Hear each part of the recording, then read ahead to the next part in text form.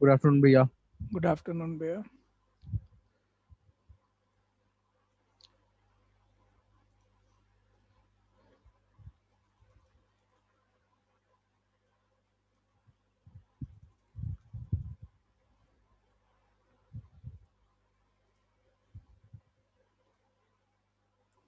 Good afternoon.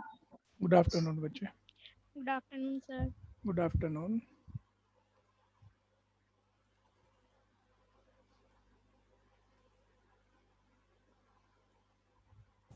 Good afternoon sir.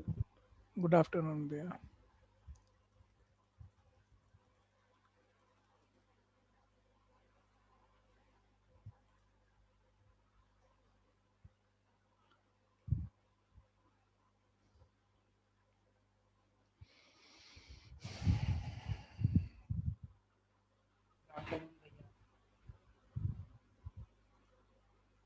Good afternoon भैया।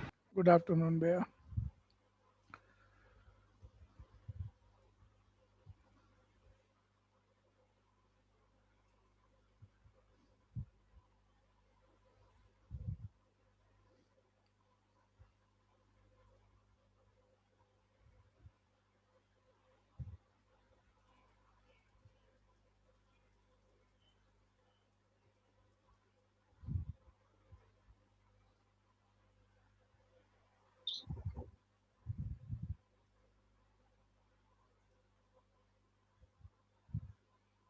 देखिए 14 हुआ था। क्वेश्चन हाँ बोलो, पहले आप बोलो।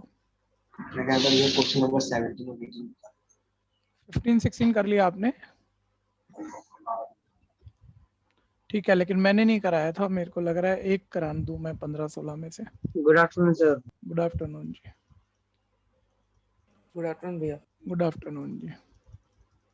नमस्ते भैया। नमस्ते भैया। भैया मैं भैया नहीं हूँ। भैया को तो आदत यही है ना, मालूम है ना आपको तो।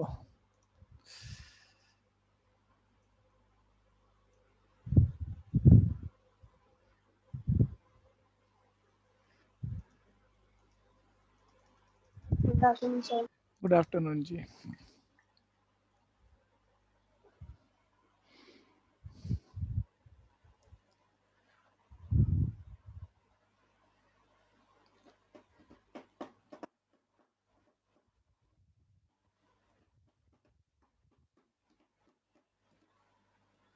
चलो बच्चे शुरू कर लेते हैं, ध्यान दीजिएगा।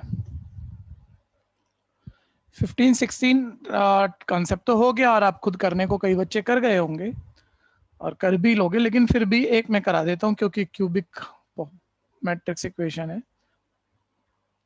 15 में ए मैट्रिक्स दिया हुआ है मुझे, स्टार्ट कर लो, खुद भी सोचोगे तो होगा, जरा जल्दी जल्दी कर लो। ए मैट्रिक्स दिया हुआ है, ठीक है भैया, और वो मेरे को पहले तो एक मैट्रिक्स इक्वेशन प्रूफ करने को कह रहा है, जिससे मुझे कहा गया है यहाँ पर a cube minus 6a² plus 5a plus 11 time of identity matrix zero matrix के इक्वल प्रूफ करना है, ठीक है भैया। एक छोटा सा मूवमेंट बता देना भैया, ए क्यूब निकालने के लिए मैं मैट्रिक्स के एलिमेंट का क्यूब करूं या इसे 3 बारी क्यूब मल्टीप्लाई करूं? ऐसे 3 बारी मल्टीप्लाई। जरूरी नहीं है, जो टीचर पूछता है वही आंसर होता है हर बात का, ठीक है। बेटर बताओगे, इससे बेटर, गलत नहीं बोला। ए स्क्वायर और ए की मल्टीप्लाई। सर पहले ए स्क्वायर निकाल लो, क्योंकि ए को 3 बारी मल्टीप्लाई करने में ए स्क्वायर तो कहाँ दिखा आपको, फिर बोला नहीं कम से कम आपने। पहले ए स्क्वायर निकाल लो, उसकी भी जरूरत है, बाद में उसकी ए से मल्टीप्लाई करा लेना, ए क्यूब भी हो गया, ये दोनों हो जाएंगे, फिर 5 11 आई तो सीधा डाल के 0 ला देंगे, ठीक है। छोटे छोटे मूवमेंट है, स्किल क्वेश्चन कहीं नहीं है, लेकिन हाथ से निकाल लो भैया। मैथ्स की प्रैक्टिस सभी तरह के क्वेश्चनों में, हर लेवल के क्वेश्चनों में खुद करने की है, कुछ सोच के छोड़ देने की नहीं है।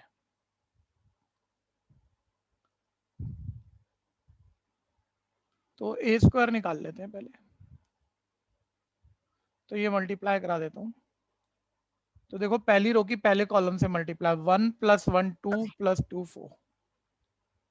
कंफ्यूजन है तो बोलना।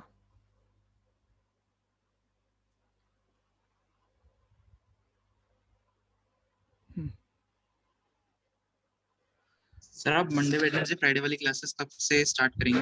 बस पूछ रहा हूँ। हाँ हाँ, किसी भी दिन से शुरू हो जाएगी, मुझे खुद नहीं पक्का, लेकिन जिस दिन से हो जाएगी हो जाएगी। 1-2 दिन कोविड बहुत फैल गया था ना, तो दिक्कतें हर जगह हैं थोड़ी बहुत, ठीक है, तो उस जगह वजह से थोड़ा सा रुकना पड़ गया था। अब आप बोलोगे आपको क्यों रुकना पड़ गया, होती है वजह, सारी बातें बैच में नहीं बोली जा सकती। पहली रो पहले कॉलम से मल्टीप्लाई, ठीक है भाई, आप ध्यान देना, पहली रो दूसरे कॉलम से मल्टीप्लाई, लेकिन 1-2 दिन में सब मतलब मामला फिट है, तो बस शुरू करने वाला हूँ, कहाँ कर लूंगा ये नहीं पता। तो पहली रो सेकंड कॉलम से मल्टीप्लाई, यानी 1 1 जा 1 प्लस 2 3 3 माइनस 1 2। बहुत ध्यान से करना, एक भी एलिमेंट गलत तो क्वेश्चन फिर मैच तो नहीं होगा, ठीक है। पहली रो थर्ड कॉलम से multiply, 1 minus 3 minus 2 plus 3 1। Second row first column से multiply, 1 plus 2 3 minus 6 minus 3। Second row second column से 1 plus 4 5 5 plus 3 8। Second row third column से 1 माइनस 6 माइनस 5 माइनस 9 माइनस 14, ठीक है। थर्ड रो फर्स्ट कॉलम से, सभी ध्यान से करो, बिल्कुल ध्यान से करो। सेकेंड रो फर्स्ट कॉलम से 2 माइनस 1 1 प्लस 6 7। फिर सेकेंड रो सेकेंड कॉलम से 2 minus 2 0 minus 3। Third row third column से 2 प्लस 3 5 प्लस 9 14। हाँ जी, ए स्क्वायर निकल गया, चेक कर लीजिए, सभी चेक कर लीजिए, ठीक है जी। और आप चेक करोगे तो मेरा अपने आप ही हो जाएगा, क्योंकि गलत होगा तो आप बोलोगे ही, ठीक है। अब ए क्यूब निकालना है, तो ए स्क्वायर की ए से मल्टीप्लाई, ए स्क्वायर की ए से मल्टीप्लाई, तो 4 2 1 माइनस 3 8 माइनस 14 7 माइनस 3 14 की मल्टीप्लाई ए से, यानी 1 1 1। इसे आगे पीछे मल्टीप्लाई कर सकते हैं भैया, उल्टा भी करेंगे तब भी ए क्यूब आएगा, उसमें फर्क नहीं आएगा,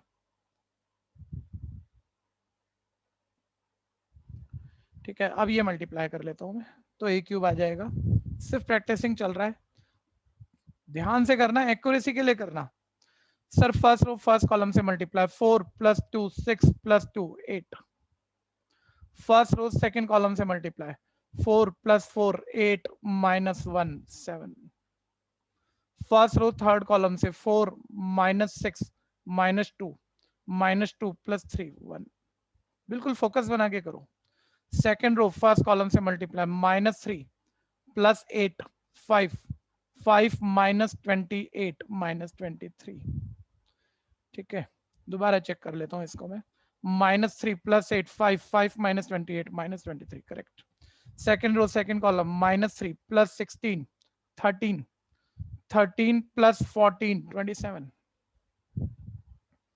फिर सेकेंड रो थर्ड कॉलम, ये आ जाएगा मेरे पास माइनस 3 प्लस 24 यानी 21। लिख के कर लेना भैया, लिख के कर लेना, जहां दिक्कत लगे तो। माइनस 3, ठीक है जी, माइनस 21 24, क्या कर रहा हूं दोबारा से, माइनस 3 माइनस 24 और 14 3 जा 42 माइनस 42, ठीक है भैया। ये मेरे पास आ गया माइनस 69, ठीक है, ध्यान दीजिएगा। थर्ड रो फर्स्ट कॉलम से मल्टीप्लाई, ये आ गया 7 माइनस 3 4 4 प्लस 28 32। फिर थर्ड रो सेकंड कॉलम से मल्टीप्लाई, 7 माइनस 6 1 1 माइनस 14 माइनस 13। फिर थर्ड रो थर्ड कॉलम से मल्टीप्लाई, 7 प्लस 9 16 प्लस 42। ये मेरे पास आ गया 58। ए क्यूब चेक करवाओ, फटाफट से करवाओ का मतलब अपना भी करो, मुझे भी बताओ, जल्दी बताओ किस किस का सेम आ गया ए क्यूब। सेम आ गया भैया, मेरा आ गया आ गया तो बढ़िया जी, आगे बढ़ा देते हैं। अब ध्यान देना, तो ए क्यूब की वैल्यू थी मेरे पास, ये स्क्वायर है, ध्यान दीजिए। ए क्यूब की वैल्यू है 8 7 7 1 माइनस 23 27 माइनस 69 32 माइनस 13 58। प्रैक्टिस की बात चल रही है बच्चों, ध्यान से कर लेना, बार बार कह रहा हूँ, कॉपी कर दिया नहीं करा, कॉपी भी नहीं करा, खुद भी नहीं करा, कोई फायदा ही नहीं है कोई।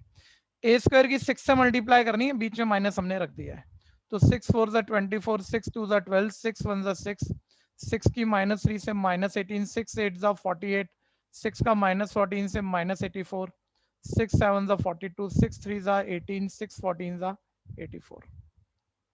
ठीक है, plus 5 time of a matrix, a का 5 टाइम कर लोगे, 5 5 5 5 5 बस हर एलिमेंट का 5 टाइम ही कर रहे हो, 10 -15, 10 -5 15। तो पेपर में ऐसा भी कुछ आता है और टाइम तो लगता है ना, तो प्रैक्टिस करेंगे तो ही तो बेटर होगा।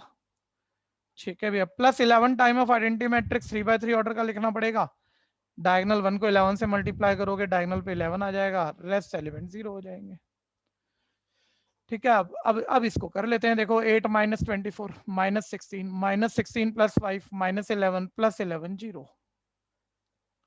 ठीक है, फिर 7 -12 -5 + 5 0 + 0 0 कर लो आप, सारे एलिमेंट साइन के हिसाब से सॉल्व कर लो, ये आ गया हमारा 0 मैट्रिक्स। ठीक है भैया, राइट हैंड साइड। लेकिन उसने कहा था भैया कि ये मैट्रिक्स 0 के इक्वल प्रूफ करो और फिर इसके यूज से इनवर्स निकालो। अभी इसके यूज से इनवर्स निकालना है, वो ध्यान दीजिएगा। ठीक है, तो इसके यूज से मैट्रिक्स इक्वेशन से इनवर्स निकालना है। अब मैट्रिक्स इक्वेशन पिक कर लेता हूँ, 1 मिनट सब बच्चे मेरी हेल्प कर देना। इसके बाद नेक्स्ट स्टेप, जबकि ये इक्वेशन ट्रू है, ए इनवर्स निकालना है। इस इक्वेशन से इनवर्स तब आएगा जब इसमें ए इनवर्स प्रेजेंट सब कुछ पता हो, जब खाली इसमें ए इनवर्स होगा इनवर्स ना पता। और रेस्ट टर्म ऐसी होंगी जिनकी वैल्यू हमें पता है। तो सर पूरी इक्वेशन को या तो प्री मल्टीप्लाई पोस्ट मल्टीप्लाई, कोई एक काम करा दो, पोस्ट मल्टीप्लाई करा देता हूं चलो मैं ए इनवर्स से। तो ये आ जाएगा a³ into a inverse -6a² into a inverse. Post multiply में बाद में ही रखना, पहले नहीं रख सकते इनवर्स को, पहले नहीं रख सकते, या तो सबको पोस्ट मल्टीप्लाई कराओगे या प्री मल्टीप्लाई, ध्यान देना। Plus 11 time of identity matrix into a inverse equal 0। ठीक है, और 0 की ए इनवर्स से मल्टीप्लाई तो 0 आएगा। ठीक है, लास्ट क्लास कोई एब्सेंट था तो भैया नाम देना अपना, मैं जरा थोड़ा सा क्लियर कर दूं अगर थे तो, नहीं तो मैं सीधा लिख दूं। ठीक है, चलो अब ये माइंड में कर लिया करो भैया, वो बच्चों की तरह नहीं कि इसको a² इंटू ए लिख रहे हो, a इंटू ए इनवर्स आई बोल रहे हो, i इंटू a² बोल रहे हो। 1 मिनट ये मोमेंट चेक कर लेना भैया, किसी को कंफ्यूजन हो तो, किसी को कंफ्यूजन हो तो ये वाला मोमेंट देख लो। हम ये कह रहे हैं a³ इंटू ए इनवर्स को दिखाना भी है तो चल साइड नोट पे दिखा दे कि इस a³ को a² इंटू ए इनवर्स लिख सकते हैं। ये a² a into a inverse identity matrix होता है, और आइडेंटिटी की किसी भी मैट्रिक्स से मल्टीप्लाई कर लो वही मैट्रिक्स आता है, यानी ये a² बन जाएगा। ठीक है भैया, और ऐसे ही a² इंटू ए माइंड में कर लो ना यार। अब a के बाजू निकालो, a into a inverse I into a हो जाएगा। किसी को कंफ्यूजन है बोलना, a into a inverse identity हो जाएगा, और आइडेंटिटी की जिस मर्जी मैट्रिक्स से मल्टीप्लाई कर लो वही मैट्रिक्स आ जाती है, यानी ए इनवर्स हो जाएगा। तो देखो ए इनवर्स वाली इक्वेशन है जिसमें ए इनवर्स के अलावा हमें हर चीज मालूम है। ठीक है भैया, तो देखो अब ए इनवर्स निकालना है, ए इनवर्स वाला लेफ्ट रहने दो, बाकी सारी क्वांटिटी राइट ले जाओ। वो आप बेहतर जानते हो, पहले प्लस लिख लो तो बेटर रहता है, -6 से उधर जाके +6 से बनेगा, बाकी तो सब माइनस वाले हैं एलिमेंट। ठीक है भैया, अब वैल्यू फिट करते हुए प्लस माइनस करना है हमने। ठीक है भैया, कंफ्यूजन है तो बोलना। और इसको भी हटा दो, इसकी भी क्या जरूरत है। अब ध्यान देना, 11 time of A inverse is equal है 6 टाइम ऑफ ए मैट्रिक्स। तो ए मैट्रिक्स मेरे पास जो भी था, ठीक है, नीचे दिख रहा है 6 टाइम ऑफ ए मैट्रिक्स, यानी आ जाएगा 6 6 6 6 12 -18 12 -6 18। ठीक है, -a² a² ये हमने निकाल रखा ऑलरेडी, 4 2 1 -3 8 -14 7 -3 14। ठीक है, -5 5 माइनस आइडेंटिटी का 5 टाइम 5 0 0 0 5 0। कंफ्यूजन है तो बोलना भैया, 0 0 5। ठीक है, ये 11 टाइम ऑफ ए इनवर्स आएगा, ध्यान देना। तो 11 टाइम ऑफ ए इनवर्स निकाल लेता हूं मैं यहाँ पे, 11 टाइम ऑफ ए इनवर्स। तो ये मेरा आ जाएगा 6 -4 2 2 -5 -3, फिर 6 -2 4 4 -0 4, फिर 6 -1 5 -0 5, फिर 6 + 3 9 9 -0 9, फिर 12 -8 4 4 -5 -1, फिर -18 माइनस माइनस प्लस 14 -4 -0 -4, फिर 12 - 7 5 5 -0 5, फिर -6 + 3 -3 -0 -3, फिर 18 - 14 4 4 -5 -1। ठीक है, और इसी स्टेप में निपटा दो। अब और कितना लिखोगे, इस 11 को राइट ले जाओ तो ए इनवर्स। तो टाइम की बात हो रही है, कंसेप्ट तो खैर स्क्वायर क्यूब सब नॉर्मल बातें हैं, कुछ भी खास नहीं है। तो ये क्वेश्चन आता है, आज आता है पेपर में। ठीक है भैया, ठीक से करना। अभी पेपर का मतलब आपके टर्म और बीच के पेपर की बात हो रही है भैया। फुल सिलेबस में बातें बदल जाएंगी किसी हद तक, तब उस हिसाब से भी बता दूंगा। अभी इंपॉर्टेंट ज्यादा वैरायटी बनेगी, फुल सिलेबस में थोड़ी सी कम हो जाती है क्योंकि सभी चैप्टर का पार्टिसिपेशन आ जाता है। समस्या है तो बताओ। बहुत बढ़िया, कई सारे बच्चों ने निकाल रखा होगा, निकाल लिया है, बहुत बढ़िया। एक बारी हैंड डाउन कर लो, जो कर रहे हैं वो हैंड रेज कर लो, बस सभी हैंड डाउन कर लो जल्दी से आज। और एक बड़ा काम खत्म होगा, फिर मिसलेनियस के बस एक क्वेश्चन रह गए तो रह गए आज, उस पे चैप्टर या एनसीईआरटी से वाइंड अप हो जाएगा। इन दोनों चैप्टरों में एक्स्ट्रा बहुत ज्यादा नहीं होता, होता है बहुत ज्यादा नहीं होता, बहुत वैरायटी या चीजें बदल जाएंगी ऐसा नहीं होगा। ठीक है, कंप्लीट करेंगे तब भी। ठीक है, फिर अगले से फिर नई नई वैरायटी आनी शुरू हो जाएंगी।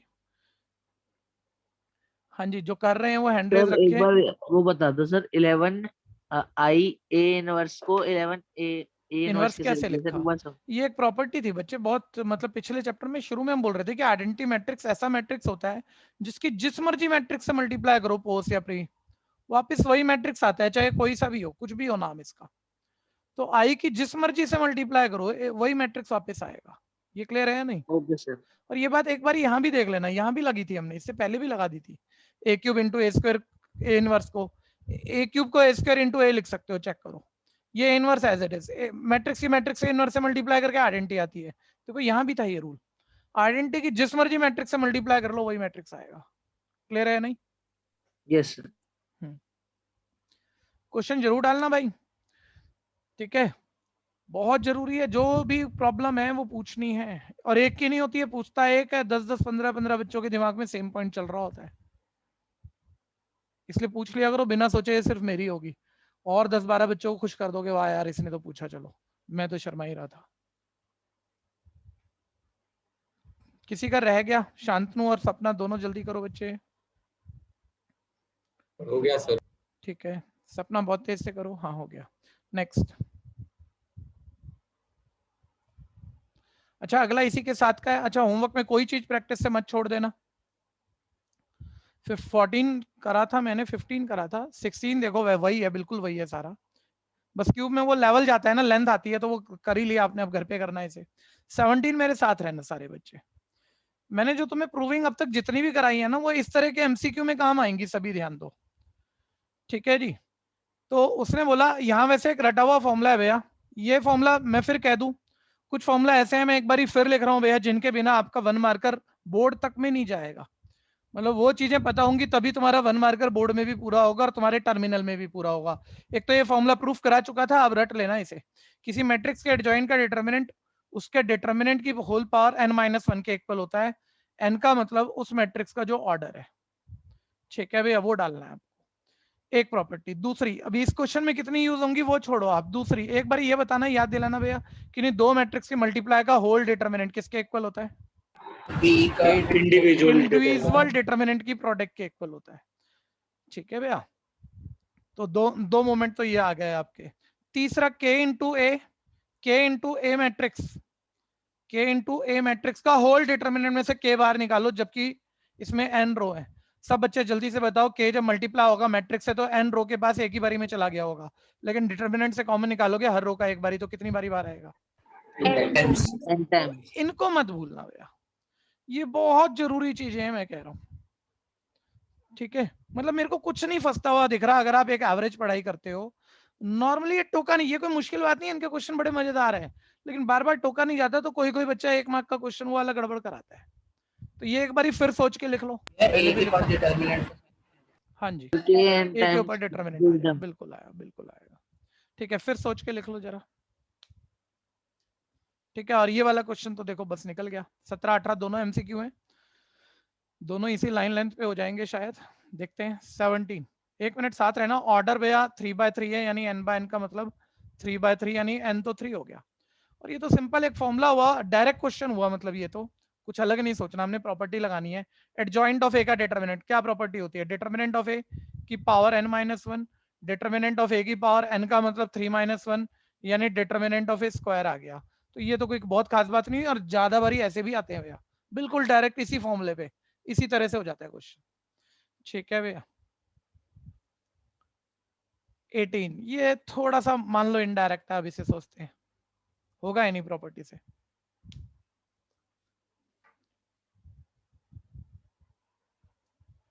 कोई प्रॉब्लम है तो बोलना भैया यहाँ तक। सर एक बार 17 नॉन सिंगुलर का मीनिंग बता दो वापस। सिंगुलर मेरे याद मैट्रिक्स जिसका डिटर्मिनेंट 0 है।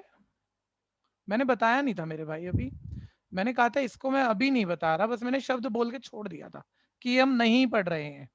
ठीक है, लेकिन अब आप कह रहे हो तो सुन लो भैया, सभी सुन लो फिर एक बारी तो। ठीक है, सिंगुलर मैट्रिक्स वो मैट्रिक्स है जिसका डिटर्मिनेंट 0 है। ठीक है, और नॉन सिंगुलर मैट्रिक्स वो मैट्रिक्स है जिसका डिटर्मिनेंट 0 नहीं है। ठीक है, ठीक है भैया। भैया आपने बताया था एक बार ये। नहीं बता तो दिया था, लेकिन मैंने कहा था उसे उस वक्त मत तैयार करना, मैंने साफ मना किया था उस वक्त। मैं कह रहा था इन्वर्टेबल नॉन इन्वर्टेबल तैयार करना। अच्छा ये याद कैसे रखोगे सिंगुलर मैट्रिक्स उल्टा पुल्टा? अच्छा एक मिनट, चलो जब बात आज पूछ ही रहे हो तो पूरी कर लो ना फिर। ठीक है, एक मिनट ध्यान रखो भैया, ये दूसरी कैटेगरी थी कि non invertible matrix. Non invertible, अब बच्चा रट के करता है तो तकलीफ है। मैं तुम्हें उस दिन क्या कह रहा था, ये वाला रटना है और यही तैयार करो आज कि नॉन इन्वर्टेबल जिसका इन्वर्स पॉसिबल नहीं है। और इन्वर्स कब पॉसिबल नहीं होगा? जब डिटर्मिनेंट ऑफ ए 0 हो जाएगा। क्यों नहीं होगा? क्योंकि हम सोच सकते हैं इन्वर्स का तो ये फॉर्मूला है, नीचे 0 आ गई तो 1/0 नॉट डिफाइंड से मल्टीप्लाई होकर इन्वर्स कहां से आ जाएगा? ठीक है, नॉन इन्वर्टेबल मैट्रिक्स जिसका इन्वर्स पॉसिबल नहीं है कब होता है? जब डिटर्मिनेंट ऑफ ए 0। अब ये उल्टा पुल्टा है ना, देखो अगर तुम रटोगे ही तो। नॉन इन्वर्टेबल में डिटर्मिनेंट ऑफ ए 0 और नॉन सिंगुलर में वो नॉन 0 है, उल्टा पुल्टा है। तो बच्चे पता नहीं क्या क्या घोटाला करते हैं, बस ये कह रहा था मैं आपको उस दिन। तो मैं कह रहा था उस दिन तो यही तैयार कर लो। एक मिनट भैया, क्योंकि एक नंबर इस पर भी है, जब एक नंबर की ही बात हो रही है तो पहले वो फैमिली पकड़ लेते हैं। इन्वर्टेबल मैट्रिक्स सर जिसका डिटर्मिनेंट 0 नहीं हो। तो मैं उस दिन कैसे कहानी बनाना चाह रहा था, मैंने पूरी बताई भी नहीं अभी आपको। आप कह रहे हो बता दिया, अभी कहाँ बता दिया मैंने। ठीक है, इन्वर्टेबल हमेशा कंसेप्ट से सोचो। वो मैट्रिक्स इन्वर्टेबल होगी, इन्वर्स होगा जिसका डिटर्मिनेंट 0 नहीं होगा। क्योंकि नॉन 0 नंबर डालोगे तो देखो ये इन्वर्स का फॉर्मूला इन्वर्स आ जाएगा। ये कोई भी सोच लेता है। इन्वर्टेबल नहीं होगी, इन्वर्स पॉसिबल नहीं होगा जब डिटर्मिनेंट ऑफ ए 0, क्योंकि 1/0 नॉट डिफाइंड हो जाएगा। ये तो कंसेप्ट से करते हैं हम, क्योंकि टाइम गैप पे बहुत चीजें याद करने के लिए, बहुत मिक्सिंग नहीं होनी चाहिए, कोई ना कोई जुगाड़ ट्रिक कंसेप्ट कुछ होना चाहिए हमारे पास। सिंगुलर में भैया ये देखना, ये सारे मतलब N G ji U A, ये सारे जीरो जैसे दिख रहे हैं मेरे को, इतने सारे जीरो दिख रहे हैं मेरे को सब, देखो लोअर केस पे। तो बस ये मतलब ये तो मीनिंग है ना, इसमें क्या मीनिंग है? ये तो डेफिनेशन है। किसी ने कह दिया भाई हम उस मैट्रिक्स को सिंगुलर मैट्रिक्स से बुलाएंगे जिसका डिटरमिनेंट 0 है, हमें सारे 0 0 0 दिख रहे हैं। तो सिंगुलर मैट्रिक्स जिसका डिटरमिनेंट 0 है, और नॉन सिंगुलर जिसका नहीं है, काम खत्म हो गया। ठीक है भैया, ऐसे जुगाड़ सा बना लो। ठीक है, लिख लो, अब ये भी नोट्स दे दो, एक बारी और दे दो, बाद में टाइम गैप पे भूलने का खतरा है। बात आज और 10 दिन 20 दिन की नहीं है। एनसीईआरटी यूज कर लोगे तो बहुत बढ़िया रह जाएगा। ठीक है, रजिस्टर में भी दो बारी साथ के साथ तेजी से कुछ समझ के साथ के साथ तैयार कर दो। ठीक है, बाद की टेंशन ही खत्म हो जाएंगे भैया। अब एक मिनट आ जाओ 18 क्वेश्चन पे, सारे साथ आ जाओ। 18 मेरे को भी कराना है भैया, आप लोगों को मिलकर कराना है। एक बारी कई बारी ना कुछ बच्चे राइटिंग से तकलीफ में आ जाते हैं।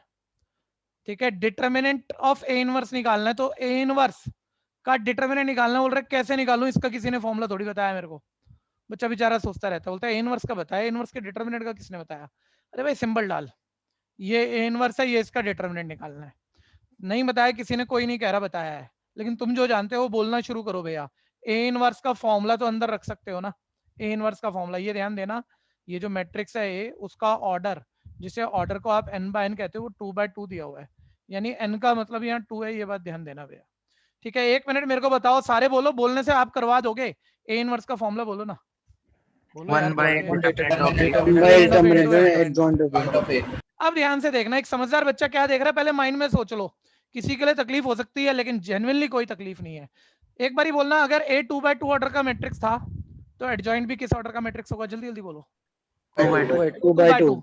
ये डिटर्मिनेंट एक नंबर है, जब एक बारी मैट्रिक्स से मल्टीप्लाई होगा एक ही बारी में दोनों रो के साथ चला गया होगा, ठीक है। लेकिन जब आप कॉमन खींचोगे इसे डिटर्मिनेंट से तो 2 रो है यहाँ पे, तो कितनी बारी बाहर आएगा जल्दी बताओ। 2 बारी। 2 बारी बाहर आएगा। देखो अब बार बार बोल लो तो बात लगती ही नहीं कुछ है, लेकिन जल्दी कर लो, थोड़ी सी भगा दो और बार बार ना बोलो, अच्छे से अच्छे बच्चे तकलीफ में आ जाते हैं। ये ऐसे बन गया भैया, ठीक है। ये वाली प्रॉपर्टी चलेगी। किसी को कंफ्यूजन है स्टेप से स्टेप आने में तो बोलना। भैया मेरे को है भैया, मैं अभी लीव हो गया था, वापस से ज्वाइन करा है। हाँ मेरे भाई कोई बात नहीं। ए इनवर्स का डिटरमिनेंट निकालना है, ध्यान दे। ए इनवर्स का डिटरमिनेंट में हमें ये पता नहीं कुछ भी, हमें ए इनवर्स का फॉर्मूला पता है कि ए इनवर्स का formula 1 upon determinant of A into adjoint of a होता है। ये क्लियर है? Yes sir. अब ध्यान से देखिए, ए 2 by 2 ऑर्डर का मैट्रिक्स है, क्वेश्चन में दिया हुआ है, तो उसका एडजॉइंट भी 2 by 2 ऑर्डर का मैट्रिक्स होगा। इसे माइंड में देख ले, यहाँ 2 रो होंगी इसके एडजॉइंट में, और 1 बाय डिटरमिनेंट ऑफ एक नंबर है। एक नंबर किसी मैट्रिक्स से मल्टीप्लाई होगा तो एक ही बारी में सभी रो से होगा, हाँ या नहीं?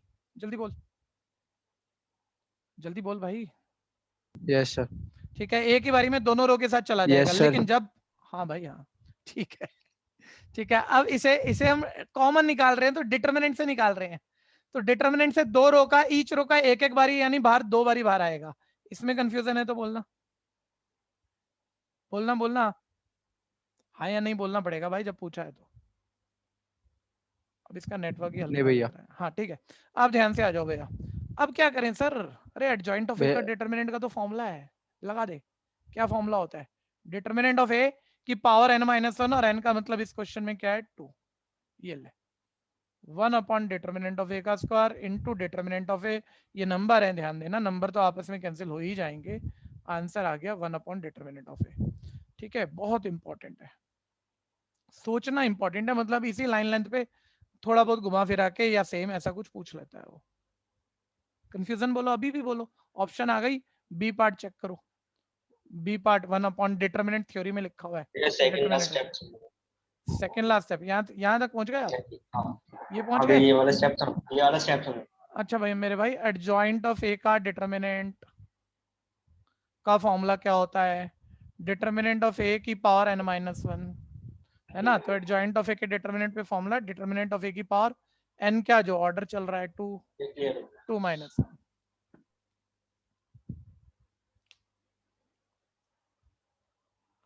अब मैं जब भी एमसीक्यू कर रहा हूँ ना, उस बच्चे की स्टेटमेंट याद आ रही है जो पिछले चैप्टर में कह रहा था, सर ये एमसीक्यू ज्यादा अच्छे क्यों लग रहे हैं। मैंने कहा था उस दिन पूरी एनसीईआरटी में चलेगा ये, जहां जहां एमसीक्यू आएंगे लास्ट वाला क्वेश्चन, जिस एक्सरसाइज में 1-2 एमसीक्यू हैं, लास्ट वाला बेटर ही होगा और पेपरों में भी आएगा, भर भर के आएंगे एमसीक्यू।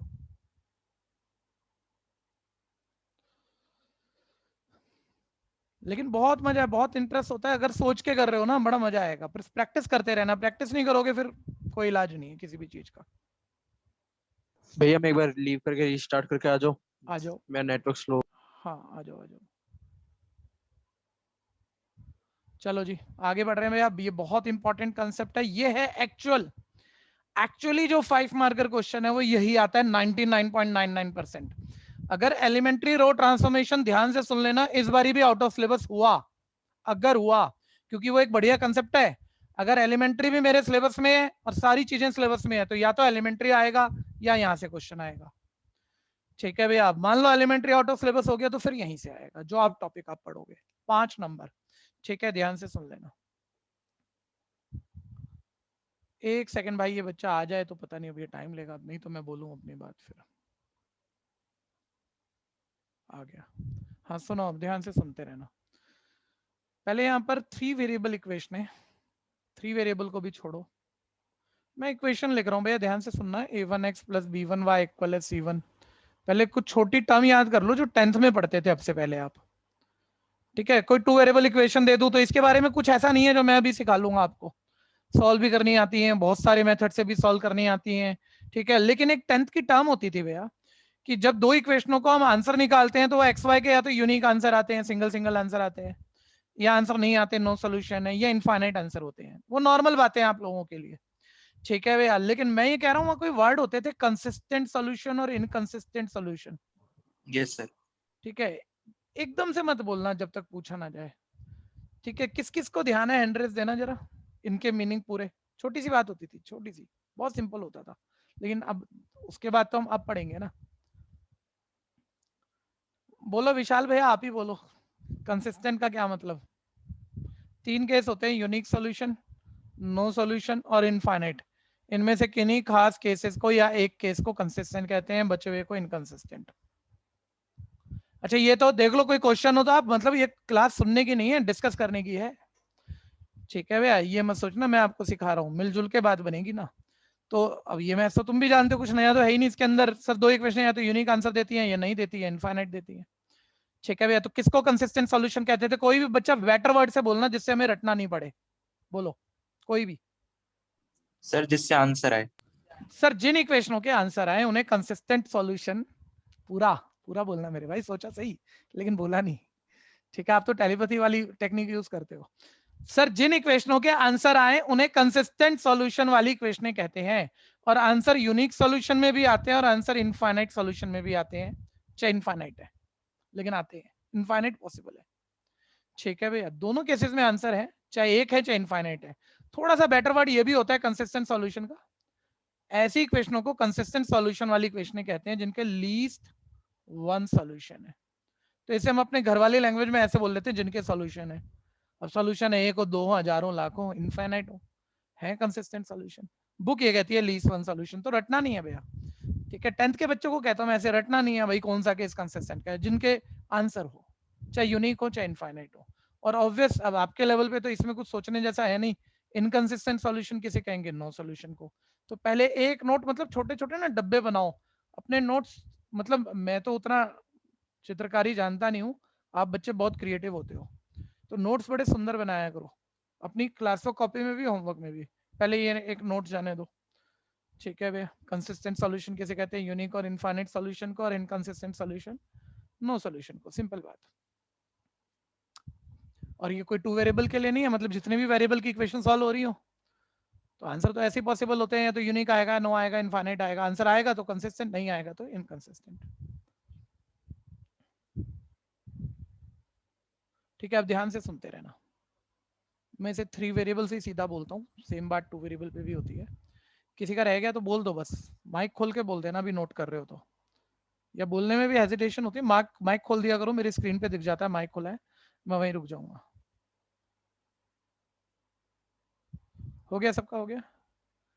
हाँ अब सुनो जरा, अब रुक जाना भैया, बहुत ध्यान से सुनना, क्योंकि अनकंपेरेबल समझ में तो कोई भी समझाता है, कुछ ना कुछ तो हर किसी से आता है भैया, लेकिन शायद सारी बातें नहीं पूरी होंगी। आपको अभी ध्यान से सुनना है, एक एक बच्चे को बहुत काम की बातें इसमें आएंगी।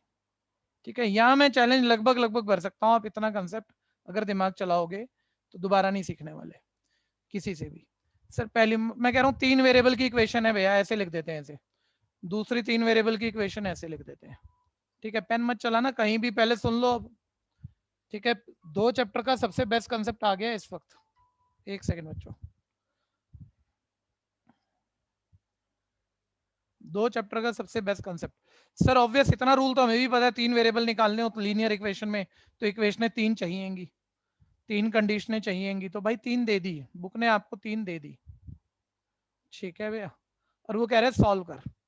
तो सॉल्व करने में हम पुराने मेथड भी लगा लेते हैं, जितना हमारे पास पुराना लॉजिक है वो काफी है, लेकिन वो ये कहते हैं मैट्रिक्स मेथड से सॉल्व कर, मतलब कोई नॉर्मल मेथड नहीं, तो हम सब्स्टिट्यूट कर करके एक वेरिएबल बना दें, ठीक है भैया, और सॉल्व कर दें। ठीक है, लेकिन वो कह रहे हैं सॉल्व बाय मैट्रिक्स मेथड। तो ये मैट्रिक्स मेथड क्या होता है और इससे इक्वेशन कैसे सॉल्व होती हैं, और फिर बातें कही हैं, क्योंकि हर इक्वेशन का आंसर पॉसिबल तो होता ही नहीं है कि यूनिक होगा ही होगा, क्योंकि सिर्फ यूनिक ही है तो मेरे को बस ये सिखाना है सॉल्व कैसे होती है, लेकिन कभी कभी नो सॉल्यूशन भी होता है, कभी कभी इनफाइनाइट आंसर भी होता है, तो वो सारी चीजें कैसे चेक होंगी? मतलब जिस मेथड से कहा उसी से करना पड़ेगा, कोई पुरानी बात यूज नहीं कर सकते, उसी मेथड से सारी चीजें निकाल के लानी पड़ेंगी मुझे। ठीक है, तो सुनते रहना भैया। तो पहली बात, मैट्रिक्स मेथड तो तब यूज होगा ना जब मैं इन इक्वेशनों को मैट्रिक्स इक्वेशन में कन्वर्ट करूं। मैट्रिक्स से बनी इक्वेशनों पर कोई मैट्रिक्स से मेथड बना के हम लगा सकते हैं। तो पहली बात, किन्हीं भी 2 वेरिएबल में, या 2 वेरिएबल में भी ऐसा ही होगा, 3 वेरिएबल में भी ऐसा होगा। तो 2 वेरिएबल छोटी बात हो जाएगी, तो मैं बेटर से मूवमेंट बोल रहा हूँ, वो आपको क्लियर होगा, तो आप 2 वेरिएबल में अपने आप, अभी हम इसके बाद क्वेश्चनों में फिट कर लेंगे। इन इक्वेशनों को सर मैट्रिक्स मेथड में कैसे लिखें? पहली बात, इक्वेशन स्टैंडर्ड सिंपल हो, एक्स वाई जेड लेफ्ट हो, कांस्टेंट राइट हो, अरेंज हो। ठीक है भैया, तो जो एक्स वाई जेड के कोफिशिएंट है उनसे बना सबसे पहले एक मैट्रिक्स लिखो आप, एक्स वाई जेड के कोफिशिएंट से बना मैट्रिक्स। ठीक है भैया, ध्यान से चेक करो सब बच्चे, इसे अपने घर में बैठ के आप यूजुअली क्लास में बैठ के भी इसे कोफिशिएंट मैट्रिक्स बोल सकते हो। कभी जल्दबाजी में बोल रहे हो कौन सा मैट्रिक्स, कोफिशिएंट से बना मैट्रिक्स है ना, कोफिशिएंट मैट्रिक्स। ठीक है भैया। फिर जो वेरिएबल है, जो वेरिएबल है उन्हें आप कॉलम पर लिख दो। इसे कभी आप ऐसे बोल सकते हो वेरिएबल मैट्रिक्स, नाम दे सकते हो। जो राइट पर कांस्टेंट है, कांस्टेंट ऐसे ही बोलते हैं ना, कोफिशिएंट, वेरिएबल, कांस्टेंट, उनसे एक मैट्रिक्स बना दो कॉलम पे रख के, ध्यान देना कॉलम पे रख के। ठीक है, इसे कांस्टेंट मैट्रिक्स कह सकते हो। Coefficient matrix, variable matrix, constant matrix, ऐसे जल्दी जल्दी जब बोलना हो, कोई चीज बतानी हो, समझानी हो, समझनी हो। ठीक है, छोड़ो अभी बातों को। तो अब पहले ये चेक करो, ये तो मैं रटा दिया भाई, ऐसे लिख दे, ऐसे लिख दे, ऐसे लिख दे। भाई चेक तो करो सेम है क्या। भैया जब आप इस मैट्रिक्स की इससे मल्टीप्लाई करोगे, देखो पहली रो पहले कॉलम से मल्टीप्लाई हो जाएगी, यानी a1x plus b1y plus c1z, ये एलिमेंट बनेगा पूरा, इक्वल फर्स्ट के इक्वल d1 के, यही आएगा वापस लौट के। ऐसी दूसरी से भी यही आएगा, ऐसी तीसरी से भी यही आएगा। तो ये इसी का मैट्रिक्स कन्वर्जन है। ठीक है, पहली बात हर क्वेश्चन में लिखना पड़ेगा 5 नंबर के, ऐसी 3 इक्वेशन होंगी, पहले इस मेथड में लिखना पड़ेगा। ठीक है भैया, इसे यूजुअली हम कैपिटल ए मैट्रिक्स कहते हैं, इसे यूजुअली हम वेरिएबल मैट्रिक्स को कैपिटल एक्स कहते हैं, और इसे यूजुअली कांस्टेंट मैट्रिक्स को हम कैपिटल बी कहते हैं। सब बच्चे निकाल बताओ, अगर एक्स वाई जेड निकालना है, वेरिएबल की वैल्यू निकालनी है, तो कौन सा मैट्रिक्स की वैल्यू निकालनी है, बोलो बोलो। X matrix. कैपिटल एक्स की। अब कैपिटल एक्स कैसे आएगा, चूंकि पहली बार ही कर रहा हूँ, कंसेप्ट बोल देता हूँ 3 लाइनों का, लेकिन वो कंसेप्ट आप जब समझ में आ जाए तो पेपर में लिखेंगे नहीं, मतलब आंसर करते हुए नहीं लिखेंगे, ये सिर्फ अभी समझाने के लिए। सर ये capital x matrix, capital x matrix आ तो जाएगा सर, ठीक है, लेकिन ये ए हटा दो, मतलब यहाँ से ए को खत्म करो तो एक्स बचेगा। अब एक्स जिसके इक्वल, तो एक्स आ गया, मैट्रिक्स आ गया, तो उसकी वैल्यू भी इक्वेट करके आई जाएगी। तो भैया ए हटाने के लिए क्या करूं मैं, कोई बता सकता है, मेरी हेल्प कर सकता है। Pre multiply by pre multiply by A inverse, पूरी पूरी इक्वेशन को ए इनवर्स से प्री मल्टीप्लाई कर दो, तो ये आ जाएगा ए इनवर्स इंटू ए इंटू एक्स। अच्छा एक बात बहुत ध्यान देना, ये प्री मल्टीप्लाई बोलने के लिए नहीं है। अच्छा इधर पहले मल्टीप्लाई किया तो उधर बाद में लिख दूं, नहीं भैया, अब नो इतने सर। तो समझदार आप सारे हो, पूछने में गलती नहीं करोगे भैया, लेकिन जल्दबाजी में कर दोगे। अब ये माइंड में देख लो सारे, बोल देना एक बारी, ए इंटू ए इनवर्स क्या होता है, बोलो। Identity matrix. Identity matrix, identity, और आइडेंटिटी की एक्स से मल्टीप्लाई करोगे तो क्या आएगा, एक्स मैट्रिक्स। यानी देखो एक्स मैट्रिक्स का आपने एक फॉर्मूला बना दिया, जो हम आज के बाद मतलब पहले ये स्टेप लिखेंगे और उसके बाद सीधा ये फॉर्मूला लिखेंगे। भाई ए एक्स अगर बी है तो एक्स ए इनवर्स भी हो ही जाता है, एक्स ए इनवर्स भी हो ही जाता है, और बस इसमें अब करना क्या आप सोचो। ठीक है, अब मैं ये चीजें पहले आप नोट कर लेना, पहले समझ लो एक अभी फर्स्ट लेवल समझ लो पहले, कि अब तुम्हें एक्स मैट्रिक्स निकालना हो, मतलब ये एक्स वाई जेड, तो ए इनवर्स की बी से मल्टीप्लाई करा के आ जाएगा। बी तुम्हें पता है हाथ में है तुम्हारे, होगा ही।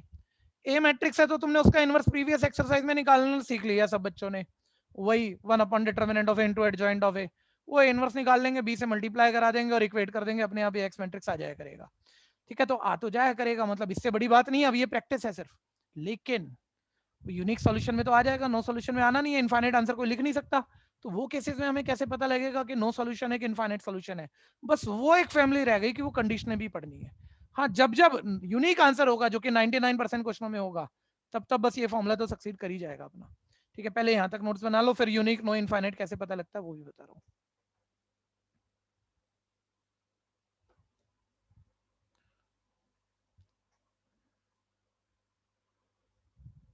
कोई कंफ्यूजन है तो बोलना।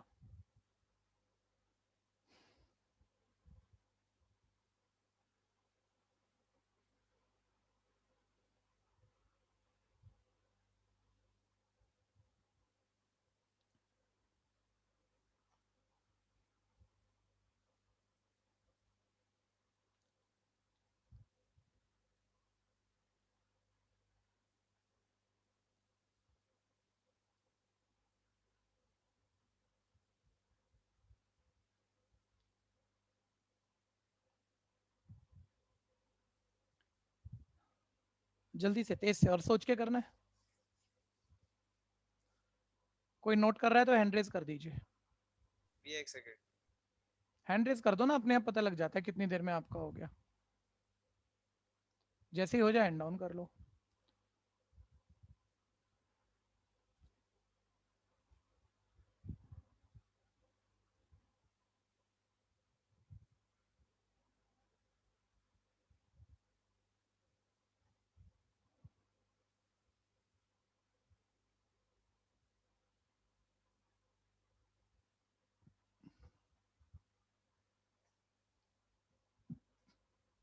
जल्दी जल्दी करो। हाँ जी, अब सुनो अगली बात। अब आ गया मुद्दा इस बात पर कि यूनिक, नो और इनफाइनाइट हमें कैसे पता लगा करेगा। ठीक है, ध्यान से सुनना। यानी फाइनली जो हमारा फॉर्मूला प्रूफ हुआ था भैया, हेडिंग लिख लेते हैं, नेचर ऑफ सॉल्यूशन। ठीक है, सॉल्यूशन की नेचर यूनिक, नो है कि इनफाइनाइट है, वही तो पता करना है ना। ठीक है भैया, हमारा जो फॉर्मूला प्रूफ हुआ था एक्स मैट्रिक्स निकालने का, वो था ए इनवर्स इंटू बी। ठीक है भैया, अब एक बार ही सोचो, बी मैट्रिक्स राइट पे कांस्टेंट जीरो होंगे कि कुछ होंगे, कुछ तो होंगे ना। अगर ए इनवर्स निकल गया तो वो मल्टीप्लाई भी हो जाएगा और एक्स भी आ जाएगा, ये बड़ी पक्की बातें हैं। तो ए इनवर्स जब निकल जाए तब तो यूनिक आंसर होंगे ही। यानी पहला केस आ गया इसमें कि इक्वेशन का यूनिक सॉल्यूशन कब होगा। यूनिक सॉल्यूशन कब होगा? ठीक है, जब इनवर्स पॉसिबल होगा। और आप एक बार इस साइड नोट पे सोचो भैया कि ए इनवर्स मतलब कब पॉसिबल होगा, कब नहीं होगा। माइंड में सोच लेता बच्चा सेकंडों में, लेकिन मैं लिख देता हूं एक बारी। ठीक है सर, ये इनवर्स का फॉर्मूला है, बताना भैया कब ए का इनवर्स आएगा। एडजॉइंट तो हमेशा हर मैट्रिक्स का आ ही जाता है, जब डिटरमिनेंट ऑफ ए क्या हो, जीरो हो या ना हो। सर जब डिटरमिनेंट ऑफ ए जीरो ना हो तो नॉन जीरो नंबर 2 4 5 -2 -5 तो मल्टीप्लाई वगैरह हो ही जाएगा, इनवर्स आ ही जाएगा। तो यानी एक इक्वेशन का यूनिक सॉल्यूशन कब होगा, इसी फॉर्मूले को मैं नेक्स्ट स्टेप ऐसे लिख देता हूं ताकि आपको यहाँ दिखता रहे। यहाँ इनवर्स का फॉर्मूला डाल देते हैं, 1 determinant of A into adjoint of A into B. ठीक है, अब इसको सोचो आप, अगर ये जीरो नहीं है तो पक्का ये तो मल्टीप्लाई होकर कोई मैट्रिक्स आई, और ये जीरो नहीं है कोई नंबर है तो मल्टीप्लाई होकर एक्स आ ही जाएगा। यानी यूनिक सॉल्यूशन कब होगा बच्चों, जब डिटरमिनेंट ऑफ ए जीरो नहीं होगा। ठीक है, और सारे बच्चे बोलो, अगर यूनिक सॉल्यूशन है तो उसे कौन सा सॉल्यूशन कहते हैं? Consistent solution. सॉल्यूशन। ठीक है भैया, तो मतलब कभी ऐसे भी पूछ लेता है छोटे क्वेश्चनों में, भाई यूनिक सॉल्यूशन है कि नहीं है, या कंसिस्टेंट है कि नहीं है। तो बस आप तो डिटरमिनेंट ऑफ ए निकालते हो भैया, ये जीरो नहीं है तो हमारा तो इनवर्स में सब आ जाएगा, आंसर आ जाएगा, और कुछ पूछ ही नहीं रहा। यानी यूनिक सॉल्यूशन है, यानी कंसिस्टेंट सॉल्यूशन है। लेकिन मेन बात ये कोई बहुत बड़ी बात नहीं है, ये नॉर्मल सा कंसेप्ट है। ये पहली बात, यूनिक सॉल्यूशन बड़ा नॉर्मल सा कंसेप्ट है। ठीक है, लेकिन अब आ गई दूसरी बात, सर अगर डिटरमिनेंट ऑफ ए जीरो ना हो तब तो यूनिक है, अगर जीरो हो जाए तो क्या? भैया एक बार डिटरमिनेंट ऑफ ए जीरो हो जाए भैया, तो मुझे नहीं पता इस इक्वेशन का नो सॉल्यूशन है कि इनफाइनाइट सॉल्यूशन है। बस मैं ये कह रहा हूं, मैं आंसर निकाल नहीं पा रहा, ना निकालने की वजह नो सॉल्यूशन भी हो सकती है और ना निकालने की वजह इनफाइनाइट भी हो सकती है, मुझे नहीं पता। देखो एक बार ऐसे तो चेक कर लो, ये तो फील ले लो, यहाँ देख लो कि यहाँ डिटरमिनेंट ऑफ ए जीरो डालोगे तो 1/0 तो नॉट डिफाइंड। अब नॉट डिफाइंड की इससे मल्टीप्लाई, मतलब नंबर है भैया, इससे मल्टीप्लाई पता नहीं वो नो सॉल्यूशन है इनफाइनाइट सॉल्यूशन है, मैट्रिक्स चल रहा है थोड़ा सा। ठीक है, ये नंबर है लेकिन ये मैट्रिक्स चल रहा है, तो थोड़ा सा ध्यान देना कैसे बताएं। तो मैं ये कह रहा हूं, जब डिटरमिनेंट ऑफ ए जीरो हो ना तो दोनों बातें हो सकती है, हमें नहीं पता होता। ये इंप्लाई ये करता है, ये इक्वेशन का नो सॉल्यूशन भी हो सकता है और ये इक्वेशन का इनफाइनाइट सॉल्यूशन भी हो सकता है, ये कुछ भी हो सकता है, अभी नहीं पता। ठीक है सर, कैसे पता लगेगा? अब यहां बुक कंडीशन बोलते हैं, जिस मर्जी किताब को पढ़ लो आप। ठीक है भैया, कि अगर adjoint of A into B zero के इक्वल है, ठीक है, नॉट इक्वल जीरो करो, चलो नॉट इक्वल जीरो है तो इंप्लाई करेगा इक्वेशन का नो सॉल्यूशन है। ठीक है, पेन मत चलाना, रुक जाओ, इस बात पे रुक जाओ, लिखने से कुछ नहीं मिलेगा, लिखा किताब में भी हुआ है। जो थोड़ा बहुत हम बेटर समझने पे कर सकते हैं, ध्यान रख सकते हैं, वो करना है हमने। ठीक है, अभी अभी सुनते रहो जरा। ठीक है, और यहाँ कंडीशन है, अगर adjoint of A into B zero है तो फिर हमें पता ही नहीं कि इसका कौन सा सोल्यूशन है, कि नो सोल्यूशन है कि इनफाइनाइट, फिर हम बीच में रह जाते हैं।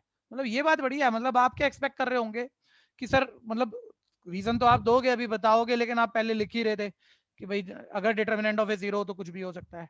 तो पता कैसे लगे? Adjoint of A into B not equal zero तो नो सोल्यूशन, यानी अब बच्चा यही कहेगा इक्वल जीरो तो इनफाइनाइट नहीं। यही तो बात है मजेदार, adjoint of A into B अगर जीरो के इक्वल हो आ जाए मान लो, फिर हमें नहीं पता होता कि नो सोल्यूशन है इनफाइनाइट सोल्यूशन है, फिर दोनों हो सकते हैं। ठीक है भैया, और हमारी एनसीईआरटी, और अभी मैं पिछले 10 साल की बात कर दूं तो 10 साल का बोर्ड का जितना मर्जी एक्स्ट्रा ले लो, वो भी यहीं खत्म हो जाता है, वो इस बात पे जाता ही नहीं भैया, पता ही नहीं लगा तुम्हें इस केस में। अगर ये आ गया कि नो सोल्यूशन है इनफाइनाइट सोल्यूशन है तो आपसे पूछ ले कि बताओ नो सोल्यूशन है इनफाइनाइट सोल्यूशन है। मैं नहीं छोड़ रहा बात को, लेकिन मैं कह रहा हूँ एनसीईआरटी नहीं जाती है पिछले 10 साल से, उसका एक्स्ट्रा सीबीएसई कोई नहीं जा रहा वहां तक, देखना आप अपने स्कूलों में भी देखना, कोई नहीं जाएगा वहां तक। ठीक है, ये भी जल्दी में ही निपटा देंगे, वो तो इतना दिखाएंगे ही नहीं आपको। ठीक है, लेकिन सुनते रहो। ठीक है, पहली बात ये देखो, ये बिल्कुल सिंपल था, पहले आसान वाला पकड़ लो सारे बच्चे। सर एक्स इस फॉर्मूले से आना था, डिटरमिनेंट ऑफ ए जीरो नहीं हुआ, नंबर हुआ, तो नंबर तो सब सॉल्व हो जाएंगे, यूनिक आंसर आ जाएगा, सिंपल खत्म, फाइनल करना साथ के साथ। Sir determinant of A zero हुआ, नीचे जीरो है और इधर मैट्रिक्स है, नंबर नहीं है भैया, मैट्रिक्स है, ठीक है भैया। तो मैट्रिक्स से बाहर 1/0 कुछ है, सर पता नहीं क्या होगा, आंसर आएगा नहीं आएगा, इनफाइनाइट आएंगे, क्या आएगा, आंसर निकाल नहीं पा रहे सर हम, नो सोल्यूशन इनफाइनाइट, कुछ भी हो सकता है। अब ध्यान लगाओ, अब ध्यान लगाओ, मैंने क्या बोला, अगर adjoint of A into B zero नहीं है, एक बारी सारे बोलना भैया। अच्छा, किसी को ये रीजन थोड़ा बहुत क्लियर हो रहा है, अपने आप से बनाया हो कहानी, किताब तो नहीं यस पढ़ी? सर। ठीक है, एक ही बोला है यस सर, ठीक है। अच्छा सारे बताओ, एडजॉइंट ऑफ ए क्या है, कोई नंबर है या मैट्रिक्स है, जल्दी जल्दी बोलो। मैट्रिक्स। इनटू बी क्या है, मैट्रिक्स है। और देखो इस फॉर्मूले में यहाँ है, ये लिखा इसलिए था कि तुम्हें नजर आ जाए कि वन ए इनवर्स का फॉर्मूला मैंने ऐसे डाला था, 1 determinant of A into adjoint of A into B. अब तुम कहां पहुंचे हो कि सर डिटरमिनेंट ऑफ ए तो हमारा जीरो चल रहा है, डिटरमिनेंट ऑफ ए हमारा जीरो है, देखो यहाँ जीरो है, नीचे जीरो है, तो हम कुछ कर नहीं पा रहे, मतलब आंसर नहीं आ रहा है, नो या इनफाइनाइट कोई भी वजह हो सकती है। ऊपर क्या है, एक बार न्यूमरेटर बोलना इसका, adjoint of A into B, ये वही तो लिखा मैंने। मैं कह रहा हूँ इन दोनों को मल्टीप्लाई करके जो मैट्रिक्स आई जीरो नहीं आई, मतलब उसमें नॉन जीरो नंबर आ गए, तो नॉन जीरो नंबर की 1/0 से मल्टीप्लाई करोगे तो नंबर तो नॉट डिफाइंड हो जाएंगे ना, तो आंसर आ ही नहीं रहे, तो पक्की बात है, यानी सीधी बात, आंसर क्या है, नो सोल्यूशन। ठीक है भैया, नो सोल्यूशन है आंसर। एक जुगाड़ है किसी हद तक, ये बोल देना, लेकिन जा रहा है कि हम कंसेप्ट बना पा रहे हैं किसी हद तक, ठीक है। लेकिन अब adjoint of A into B zero हो जाए, सर ये पूरा जीरो मैट्रिक्स आ जाए, तो ये नंबर नहीं है ना भैया, ये मैट्रिक्स है, ये matrix adjoint of A into B, कोई भी जीरो मैट्रिक्स, और बाहर ये बैठा हुआ है। अब मुझे क्या पता, ये अभी भी तो नॉट डिफाइंड, और नॉट डिफाइंड की जीरो से मल्टीप्लाई करूं, कभी कभी वो ना कोई आंसर नहीं आता और कभी इनफाइनाइट आता है, क्योंकि ये नंबर नहीं है भैया, ये कोई पूरी मैट्रिक्स है, तो उसमें ये पॉसिबिलिटी बची होती है उस वक्त कि या तो आंसर नहीं आएगा या इनफाइनाइट ही आएंगे, ठीक है। वो कैसे पता लगे, अब यहाँ एनसीईआरटी और कहीं मतलब आजकल की किताबें भी एक्स्ट्रा ढूंढ लेना, सब खामोश हो जाएंगे, कोई कुछ नहीं बोलेगा, ठीक है भैया। लेकिन मैं यहाँ पर एक आइडिया आपको अभी दे ही देता हूँ, अभी के अभी दे देता हूँ, और फिर जब चैप्टर प्रैक्टिस कर रहे होंगे तो एंड में फिर एक बार ही बता देंगे, ठीक है। वैसे तो इस रिलेटेड मतलब यहाँ जाके आपको फंसाएगा ऐसा कभी होने वाला नहीं है, लेकिन फिर भी मान लो मैं 2 वेरिएबल इक्वेशन से बोलता हूँ ताकि बात बोलने में नहीं, 3 लेते हैं चलो, ठीक है। ध्यान से देख लेना भैया, ये आपको 12th के बाद काम आ जाएगा, ये मोमेंट कोई नहीं बताएगा आपको, ऐसे कुछ भी लिख दिया 3 वेरिएबल, बस आइडिया लेना, कुछ करना नहीं है। 3 वेरिएबल 3 इक्वेशन लिख दी मैंने, ठीक है। मैंने डिटरमिनेंट ऑफ ए निकाला, मान लो जीरो ही आ गया, मैंने adjoint of A into B निकाला, मान लो वो भी जीरो ही आ गया, तो मैं तो फिर वहीं अटका हूँ, वही जब डिटरमिनेंट ऑफ ए जीरो निकाला था तब था कि नो आंसर होगा, इनफाइनाइट होगा। अब या तो adjoint of A into B भी नॉट इक्वल जीरो आ ही जाता, तो मैं बोलता नो सोल्यूशन है, काम खत्म करता, लेकिन मेरा adjoint of A into B भी जीरो आ गया, तो मेरे को फिर नहीं पता, नो सोल्यूशन इनफाइनाइट सोल्यूशन, हम फंस गए। मतलब ये मेथड फिर अपने आप में कंप्लीट नहीं है, फिर कुछ और लाना पड़ता है। अब ये कुछ और क्या है वो ध्यान से सुनना, पहले यहाँ तक कोई कंफ्यूजन है, मान लो डिटरमिनेंट ऑफ ए जीरो आ गया, 2 बातें थी, लेकिन आपने ये निकाला, ये भी जीरो आ गया, तो अभी भी 2 बातों पे अटके हो, पता नहीं क्या है सर, तो ये मेथड हमारा फेल हुआ। बच्चा कह सकता है अभी पहले इतने पे ही अटक जाओ, सर ये क्यों करें जब फेल होना है, नहीं मान ले तेरे को पता था क्या नो जीरो ही आएगा, नॉन जीरो आता तो तू तो खत्म कर देता ना नो सोल्यूशन, और यही है आपका सिलेबस, बस यहाँ आके फुल स्टॉप हो जाएगा। वो ये कंडीशन लिखी है एनसीईआरटी में, बस ये वाली कंडीशन लिखी है, वो एमसीक्यू वगैरह में पूछे तो पूछे, उस पर क्वेश्चन नहीं फंसाएगा, लेकिन मैं तो फंसा रहा हूँ। मैं कह रहा हूँ मान लो ये भी आ गया आपका, मैं कह रहा हूँ मान लो ये भी आ गया, सर अब कैसे पता लगे नो इनफाइनाइट, और मान लो नो है तो छोड़ेंगे, और पता नहीं कैसे पता लगे, इनफाइनाइट है तो मान लो इनफाइनाइट आंसर भी निकालने तो कैसे निकालेंगे, सारी चीजें ले आओ, चलो लो सारी चीजों का एड्रेस कर रहा हूँ, ध्यान से सुनना। फिर हम ना जबरदस्ती बोलते हैं भाई इस इक्वेशन के हमें नहीं पता ना नो इनफाइनाइट है, हम एक बात अपने मन से मान लेते हैं है इनफाइनाइट आंसर है, जब तुम नहीं बता रहे हमें तो हम ऐसे कैसे करें, हमने मान लिया इनफाइनाइट आंसर है। फिर देखना एक बार बोलना शुरू करना भैया, नहीं तो मेरे बताने से नहीं समझ में आएगा, बात छोटी है लेकिन फील आपके बोलने से आएगा। अच्छा अगर मैंने मान लिया इसके इनफाइनाइट आंसर है, ठीक है, इस इक्वेशन में कितने वेरिएबल है, नाम देना, कितने कितने 3 variable x y 3 z। Variable है, मैं इसमें किसी एक वेरिएबल के इनफाइनाइट आंसर को के मान लूंगा, ठीक है, कहीं नहीं मिलेगा ये टाइप आपको, वो के मैं फर्स्ट इक्वेशन में जेड की जगह के डालूंगा 4k, इनफाइनाइट आंसर 4k को राइट भगा दूंगा, मतलब मैं एक्स वाई की इक्वेशन बना लूंगा ना, जेड के इनफाइनाइट आंसर के बोल के डाले और शिफ्ट कर दिया भाई एक्स वाई की इक्वेशन है, फिर जेड के इनफाइनाइट आंसर के डालकर दूसरी में डाले, उसे भी शिफ्ट कर दिया, जो भी बना जो भी बना, 2 इक्वेशन एक्स वाई वाली आ गई, ठीक है। अभी तुम्हें मेथड आते नहीं है, मैट्रिक्स मेथड जब ढंग से करेंगे तो इसे मैट्रिक्स मेथड से, ये तो 2 वेरिएबल इक्वेशन 2 ही काफी है, भाई अगर मान लो मैं कहूँ भाई जेड के तो इनफाइनाइट मान लिया और जबरदस्ती माने, हमें नहीं पता नो है कि इनफाइनाइट है, लेकिन अब वो जेड के इनफाइनाइट आंसर हमने 2 इक्वेशनों में डाले, तीसरी अनयूज है, तो एक्स वाई की 2 इक्वेशनें बन गई। बताना ये एक्स वाई की इक्वेशनें ऐड माइनस करके किस पर डिपेंडेंट है, ऐड माइनस करके Infinite solutions. के पे डिपेंडेंट है, के। इनफाइनाइट चीजों पे डिपेंडेंट है।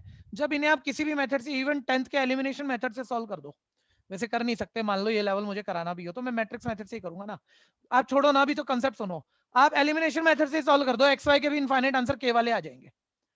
बच्चा बोलेगा आपने तो जबरदस्ती, आपको पता ही नहीं था नो है कि इनफाइनाइट, आपने जेड के इनफाइनाइट के बोले कि नहीं 2 इक्वेशनों में डाले, एक्स वाई वाली बनाई, उन्हें आपस में सॉल्व करके एक्स वाई आ ही जाएगा के वाला, आपके तो एक्स वाई जेड सभी इनफाइनाइट आ गए। ठीक है, नहीं अभी मुझे नहीं पता ये सही है गलत है, तो मैंने जबरदस्ती निकाल दिए।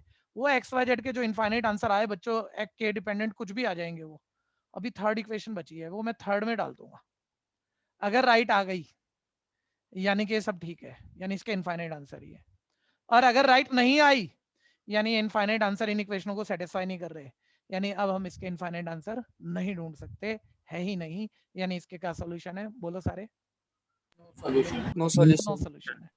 तो ये गेम बोल दिया भैया, ये कहीं से कहीं तक मतलब दिखेगी ही नहीं आपको, एक्स्ट्रा भी जो मर्जी ढूंढते रहो। ठीक है भैया, तो अब दोबारा एक बारी फिर जब क्वेश्चन सीख लोगे, थोड़े बहुत हाथ चल रहे होंगे, तो फिर एक बारी और बोल देंगे, क्योंकि आइडिया तो होना चाहिए आखिरी तक। ठीक है भैया, अब ये कंडीशनें लिख लो आप।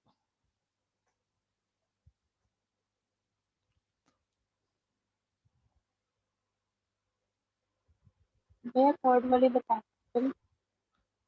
Adjoint of into B 0 आ जाए तो नो सॉल्यूशन होगा, इनफाइनाइट थर्ड होगा। दोबारा बोलो, वाली adjoint of A into B is not equal to 0। Adjoint of A into B not equal 0 आ गया, नॉट इक्वल 0 मतलब जीरो मैट्रिक्स नहीं आया, नंबर नहीं है ये मैट्रिक्स है, जीरो मैट्रिक्स नहीं आया, और यहाँ बाहर 0 है, तो देखो 1/0 और यहाँ नॉन जीरो नंबर भी हैं, तो जब अंदर ले जाओगे 1/0 यानी नॉट डिफाइंड को किन्हीं भी नंबरों से मल्टीप्लाई कराओगे तो क्या कराओगे, इनडिटरमिनेट टर्म को, तो आंसर नॉट डिफाइंड हो जाएगा, नो सॉल्यूशन बन जाएगा। कहानी क्लियर है? ओके सर, हाँ जी।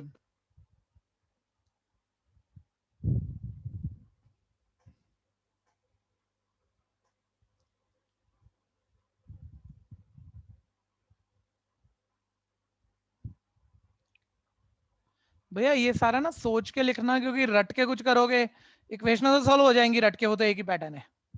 ठीक है, लेकिन जहां उसने यूनिक नो पूछा कुछ, तो उसके लिए फिर वो कॉन्सेप्ट सोच के ही होगा ना, रटा थोड़ी जा सकेगा। फिर इसका एमसीक्यू पूछ लेगा वो, कहीं भी पूछ लेगा, नो सोल्यूशन कब होता है, जब determinant of A 0 and adjoint of into B not equal 0। ठीक है भैया, इनकंसिस्टेंट सॉल्यूशन कब होता है, इसी कंडीशन पे होता है। इनफाइनाइट की कंडीशन नहीं पूछ सकता वो, क्योंकि इस केस पे इनफाइनाइट नहीं होता, इस केस पे दोनों होता है, नो या इनफाइनाइट। लेकिन वो ये पूछ सकता है नो सॉल्यूशन या इनफाइनाइट सॉल्यूशन कब होता है, जब adjoint of into B 0 और ए 0, तो नहीं पता होता नो है कि इनफाइनाइट है।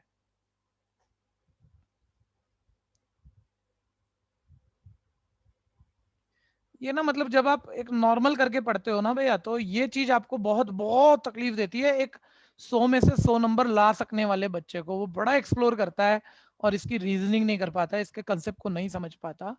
ठीक है, ये यहाँ लिखा है, आप देखो पेज नंबर 134 एनसीईआरटी में ये केसेस यहाँ लिखे हैं। ठीक है भैया, ये केस 1 इसने ऊपर यूनिक का बनाया होगा, अब मैं कहाँ ढूंढूंगा, छोड़ो, मैंने समझा तो दिया, केस 1 यूनिक का बनाया होगा। ठीक है जी, केस 2 आ गया सिंगुलर मैट्रिक्स, सिंगुलर मैट्रिक्स बताया था ना, जब determinant of A 0, singular matrix और डिटरमिनेंट ऑफ ए 0, तो बोल रहा है adjoint of A into B not equal 0। ठीक है भैया, तो कोई सॉल्यूशन नहीं होगा, इनकंसिस्टेंट होगा। Adjoint of A into B 0, तो कंसिस्टेंट इनकंसिस्टेंट कुछ भी हो सकता है, हमें पता नहीं है, और कंसिस्टेंट का मतलब यूनिक नहीं है, कंसिस्टेंट का मतलब इनफाइनाइट ही है, या तो इनफाइनाइट होगा या नो सॉल्यूशन होगा, वो नहीं पता होता। और यहाँ पर एनसीईआरटी रुक गई और इसके साथ का कोई क्वेश्चन भी नहीं दिया, कहीं नहीं दिया, ना एक्स्ट्रा किताबों में मिल रहा, लेकिन मैंने आपको जवाब दे दिया। हटाऊं, कोई रह गया नोट कर रहा है तो हैंड रेज देना। आप बुक में भी मार्क कर लोगे तो सही रहेगा ना, किताब नहीं मत छोड़ देना भैया, बिल्कुल आपकी किताबें खुलती तक नहीं है। पिछले साल मैंने लास्ट में 2-4 बच्चे बुला लिए, इतने जबरदस्त बच्चे, पूरे साल किताब ही नहीं खुली, नहीं की नहीं रख रखी है, क्या पढ़ाई की होगी भाई, कैसा भी बच्चा था, अच्छा बच्चा 10वीं तक ही था बस वो। ठीक है भैया, और ये नहीं आप जानबूझ के कर रहे हो, मैं कह रहा हूँ, लेकिन समझो तो सही, कमियां चल रही हैं, जानबूझ के तो कोई गड़बड़ नहीं कर रहा, लेकिन हो रही है। अब ऑनलाइन है ही ऐसा, तो उसको समझो, तो सर किताब ये उठाओ। जो केसेस है ये पेपर में तो नहीं पूछेंगे ना फिर? मेरे भाई जितना कह दिया उतना कुछ भी पूछ लेगा, ठीक है। के मेथड नहीं पूछेगा, बस वो वहां तक नहीं जाएगा। ओके आया सर। समझ में? हाँ, के मेथड से नहीं पूछेगा, वहां ले जाएगा नहीं कि इनफाइनाइट सॉल्यूशन निकाल के बताओ, ठीक है। क्या लिया हुआ है आपने, कॉमर्स साइंस? Sir science. अच्छा ठीक है, चलो आगे बढ़ो। कॉमर्स वालों के लिए काम की बात है, फाउंडेशन में बन जाएगा वो क्वेश्चन, सीए के एंट्रेंस में आ जाएगा।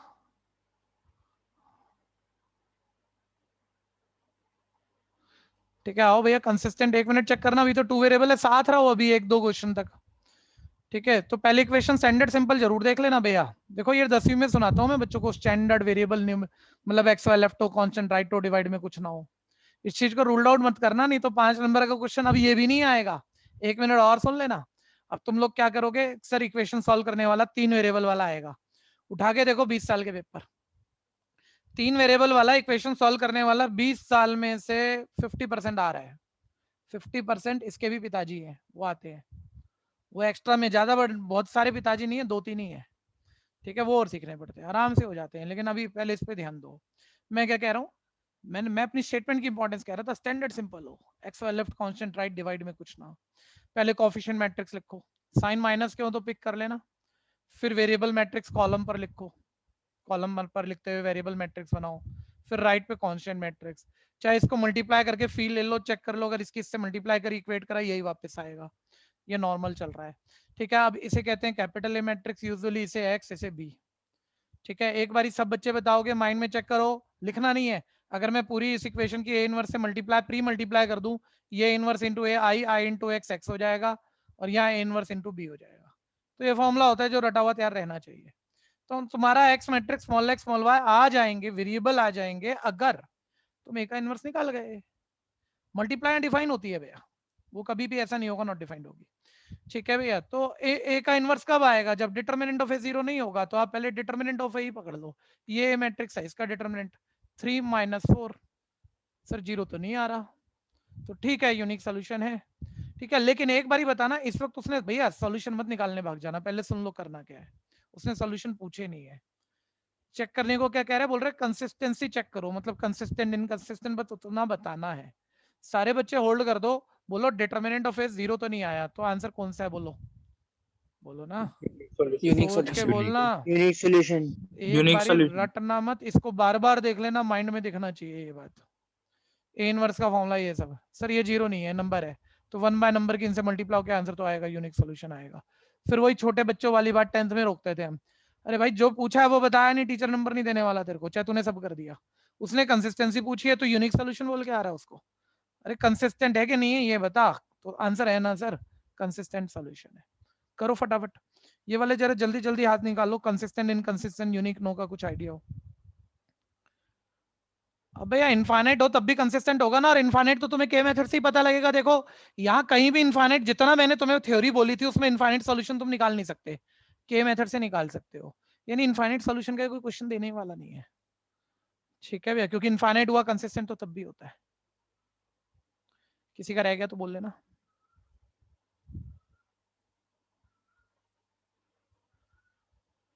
अब देखो नेक्स्ट नंबर 2 कर लो, अब थोड़ा सा तेज हाथ मेरे से पहले चलाओ, कोई नई बात आएगी तो पूछने जैसा हो सकता है, कहीं बन जाए सुनने जैसा, पूछने जैसा तो क्या बनेगा, ठीक है भैया। लेकिन देखो कर भी लोगे बहुत बच्चे, थोड़ा तेज से, ठीक है। इसमें हम ज्यादातर मतलब ठीक ठाक वैरायटी पूरी करेंगे, क्योंकि ये है 5 नंबर मेरा। सर मैट्रिक्स मेथड पकड़ लिया हमने, ये मैट्रिक्स मेथड, ठीक है। ये ए हो गया, ये एक्स हो गया, ये बी हो गया। अब क्या फॉर्मूला करोगे, पहले ए का डिटरमिनेंट ही निकाल ले, अगर नॉन जीरो है तो आंसर तो है, अब तो याद भी हो गया। तो determinant of A, sir 2 + 1 3, non zero है सर, यूनिक सॉल्यूशन यानी कंसिस्टेंट सॉल्यूशन है, ठीक है भैया। दिक्कत है तो बोलना, दिक्कत है तो बोलना। नेक्स्ट जल्दी जल्दी, थर्ड छोड़ना मत, क्योंकि वही तो आ रहा है जीरो डिटरमिनेंट, तो अब उसमें नो के इनफाइनाइट, कहीं मैं तो मना कर रहा हूँ लेकिन भैया बात मान लो, जो मैं मना कर रहा हूँ वही आ जाए तो फिर कहाँ जाओगे, ठीक है। तो देखना तो पड़ेगा। तो कोएफिशिएंट मैट्रिक्स 1 2 3 6, वेरिएबल कॉलम पे वेरिएबल मैट्रिक्स, कांस्टेंट कॉलम पे कांस्टेंट मैट्रिक्स, ठीक है। ए एक्स बी, ठीक है, अब तुम अभी आंसर तो निकालना ही नहीं है ना, तुम फॉर्मूला क्यों बना रहे हो एक्स का? सीधी बात, डिटरमिनेंट ऑफ ए निकालो। सर डिटरमिनेंट ऑफ ए 6 - 6 0 है, और इस बार ही 0 है। पहले मेरे को बेसिक बेसिक जितना आया उतना ही बताना, जो मर्जी मत बोलना भैया। डिटरमिनेंट ऑफ ए 0 है तो नो क्या क्या हो सकता है बताना इसका? नो सॉल्यूशन है। नो सॉल्यूशन है, इनफाइनाइट। इनफाइनाइट और सॉल्यूशन। नो सॉल्यूशन में भैया होता है इनकंसिस्टेंट, और इनफाइनाइट में आंसर तो होते हैं, चाहे इनफाइनाइट हो, चाहे हम ना लिख पाए, चाहे हम के डिपेंडेंट बता पाए, होते हैं तो कंसिस्टेंट सॉल्यूशन। तो सर कौन सा केस है भाई? अब वो कैसे पता लगेगा? वो तो आप adjoint of A into B से पता लगेगा ना, adjoint of A into B से। तो बी तुमको दिख रहा है, और एडजॉइंट ऑफ ए भैया निकालने में थोड़ा टाइम लगता है मेरे को, लेकिन बच्चा कहेगा क्यों लगेगा सर, 2x2 ऑर्डर का मैट्रिक्स है, उसमें तो शॉर्टकट है एडजॉइंट का। तो आप सीधे चीजें पकड़ लो ना अब, कि कहाँ आप अगली लाइन में एडजॉइंट ऑफ ए निकालोगे प्रॉपर कोफैक्टर लिख के। नहीं sir, 2x2 order, diagonal interchange कर दो, ऑफ डायगोनल के साइन बदल दो, ये तो हो गया एडजॉइंट ऑफ ए। नहीं तो रूल ये था, भूलना मत भैया, कोफैक्टर लिखते पहले और उसके में उस कोफैक्टर से बने मैट्रिक्स का ट्रांसपोज करते एडजॉइंट आता। तो अब तो रट रखा है हमने भाई, टाइम तो बचाएं। इनटू बी मैट्रिक्स ये दिख रहा है, ये नॉन जीरो मैट्रिक्स आ गया, इसके सारे एलिमेंट जीरो नहीं आया, एक भी नॉन जीरो आया एलिमेंट, तो मैट्रिक्स भी नॉन जीरो है, तब पक्का है नो सॉल्यूशन यानी इनकंसिस्टेंट। और आएगा मोमेंट यही आएगा, इससे बढ़ के आएगा नहीं भाई। इसके अंदर हम शॉर्ट कर सकते हैं, मतलब फैक्टर कॉमन लेके। क्या शॉर्ट कर? नहीं भाई नहीं, क्या यार तू इतना समझदार बच्चा हो के 10th पे जा रहा है, बता तेरे को अभी तक ये नहीं पता लगा जिस क्लास का क्वेश्चन हो, जिस मेथड से क्वेश्चन हो, उसी मेथड से जवाब देना होता है? बोल ना, अरे समझदार बालक बोल तो सही, इतना तो पता ही है तेरे को, नहीं पता? 30 माइनस 24 6, पहली रो पहले कॉलम से मल्टीप्लाई, दूसरी रो पहले कॉलम से उल्टा पुल्टा नहीं लिख देना, अब दूसरी रो पहला कॉलम यहाँ आएगा, दूसरी रो पहला कॉलम, -10 + 8 -2। ठीक है भैया, और ये नॉन जीरो मैट्रिक्स है, नॉन जीरो मैट्रिक्स है, इंप्लाई कर गया इक्वेशन का नो सॉल्यूशन है, और नो सॉल्यूशन पूछा नहीं, कंसिस्टेंसी पूछी है, आंसर नहीं होने को ही तो कर सर कहते हैं इनकंसिस्टेंट सॉल्यूशन है। ठीक है, बच्चा ये कह रहा था शॉर्टकट में a1/a2 b1/b2 c1/c2 10th वाला फॉर्मूला ले लूं। भाई कैसे ले लेगा, मैट्रिक्स मेथड से पूछ रहे भाई तेरे से।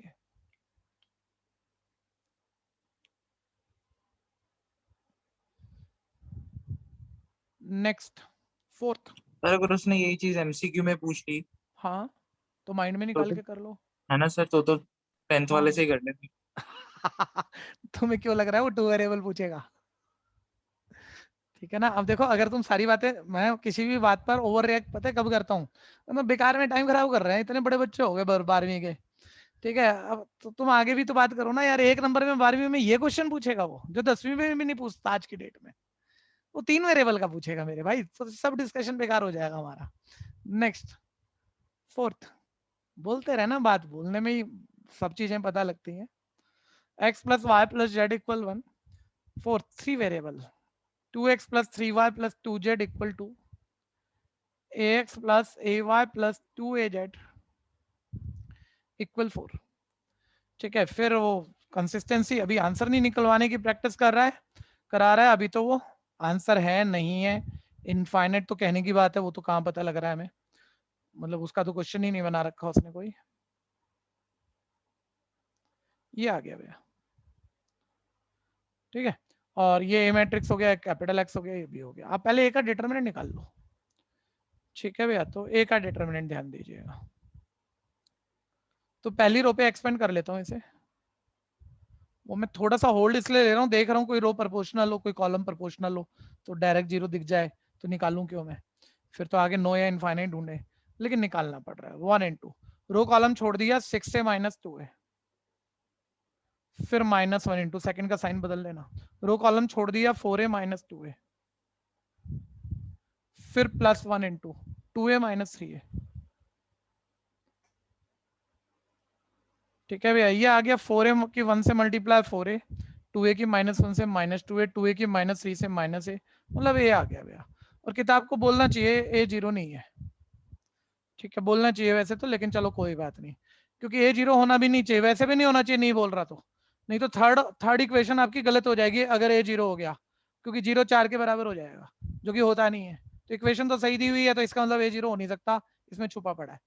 ठीक है भैया, तो a 0 नहीं हो सकता चाहे कुछ भी और, तो भैया नहीं आया डिटरमिनेंट ऑफ a 0, यानी इक्वेशन का बोलना कौन सा आंसर है, यूनिक सॉल्यूशन, यानी कौन सा आंसर है, कंसिस्टेंट सॉल्यूशन। Consistent solution. ठीक है भैया, एक कॉमन लेके उधर 4/a भी लिख सकते थे ना। ए कॉमन लेके 4/a लिख सकते थे, कोई दिक्कत नहीं है। नेक्स्ट किसी का रह सर गया ए तो नॉट बोलो। इक्वल 0 कैसे पता चला? क्योंकि अगर ये 0 हो जाए तो यहाँ हर जगह डालने पर ये पूरी लेफ्ट साइड 0 हो जाएगी, जो कि 4 के बराबर हो जाएगी, और 0 4 के बराबर तो है नहीं, होता नहीं है, यस गलत सर। बात है, तो इक्वेशन ट्रू है ये, तो इसलिए 0 नहीं हो सकता।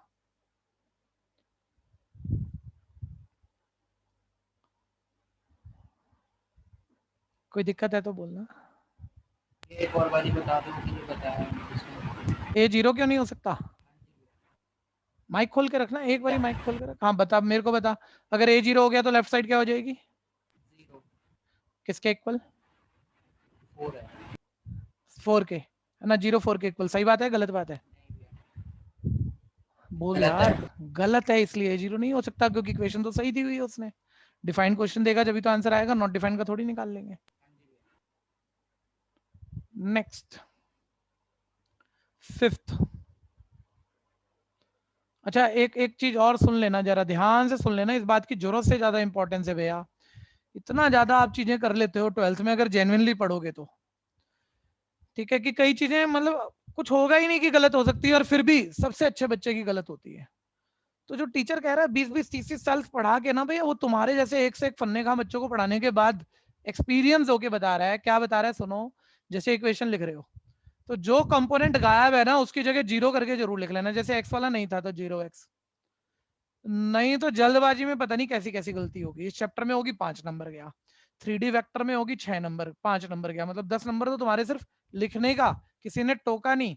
बच्चे क्या मतलब टीचर भी बड़े ओवर कॉन्फिडेंट होते हैं, नहीं है कोई बात नहीं, एक्स का कोफिशिएंट तेरे को दिख रहा है 0, लिख लियो, हो जाएगा, उसमें क्या है। और पेपर यहाँ कर भी देता है, घर में बैठ के, यहाँ बैठ के सब जगह कर देता है, बोर्ड में जाके पता नहीं क्या हो जाता है, उल्टा पुल्टा। एक्स का कोफिशिएंट 2 ले लिया, वाई का -1 ले लिया, जबकि है नहीं, और आखिरी वाला 0 चमका के आ गया। सबसे इंटेलिजेंट। तो अपने दिमाग को आगे मत आने देना, जो कंपोनेंट नहीं है एक्स वाई वाला जो भी नहीं है उसको 0x 0y लिखना। 3D में भी 5 नंबर इस बात पे पूरे पूरे उड़ जाते हैं भैया। 3x - 5 है, हमें हर चीज आती है, फिर भी जेड वाला नहीं है, +0z, ठीक है। तो कुछ चीजें आप अपने बुद्धि से सोच लोगे तो कहोगे नहीं यार ऐसा कुछ नहीं होता, मैं कर लूंगा। एक्सपीरियंस की बात करोगे तो वो 1 साल ले लेना, बोर्ड का पेपर दे लेना, पता लग जाएगा। ठीक, तुमने नहीं मानी तो तुम गड़बड़ कर जाओगे। 3 - 1 -2, 0 2 -1, 3 - 5 0, ठीक है भैया। x y z, माइनस के साइन जरूर पिक कर लेना हर जगह से, 2 - 1 3, ठीक है। ये ए मैट्रिक्स है ही, ax = b। ए का डिटर्मिनेंट निकाल लेते हैं, तो 3 × 0 - 5 -+1 0 + 3 -2 × 0 - 6, ये मेरे पास -15 + 3 + 10 बोले तो 0 आ गया। तो सारे बच्चे बताओ डिटर्मिनेंट ऑफ ए 0, तो नो सोल्यूशन होगा या इनफाइनाइट होगा या क्या होगा, जल्दी बोलो बोलो, इतनी देर हो गई पढ़ते पढ़ते, कहाँ ध्यान है, सारे बोलो। नो सॉल्यूशन और इंफिनिट। ये या तो +12 नो होगा। होगा या इनफाइनाइट होगा, सर अभी नहीं पता। अब नो चेक करने के लिए adjoint of A × B not equal 0 आ जाए तो नो है, और इक्वल 0 आ जाए तो फिर नहीं पता, फिर यहीं खड़े हैं हम। और ये मोमेंट बनेगा नहीं, बार बार कह रहा हूं मैं कि एडजॉइंट ऑफ ए × बी अब भी 0 आएगा ही, बनेगा नहीं, ठीक है भैया। लेकिन चेक करवाओ ना, अभी तो ऐसे रटने का क्या मतलब है। भैया +12 होगा। 10 की जगह से 12 है। तो एडजॉइंट ऑफ ए × बी तो सर तब निकालेंगे जब एडजॉइंट हो, तो एडजॉइंट कर लेते हैं पहले, कोफैक्टर लिख लेते हैं भैया। लोअर पार्ट हटाऊंगा, कोई कर रहा है तो बोल लो।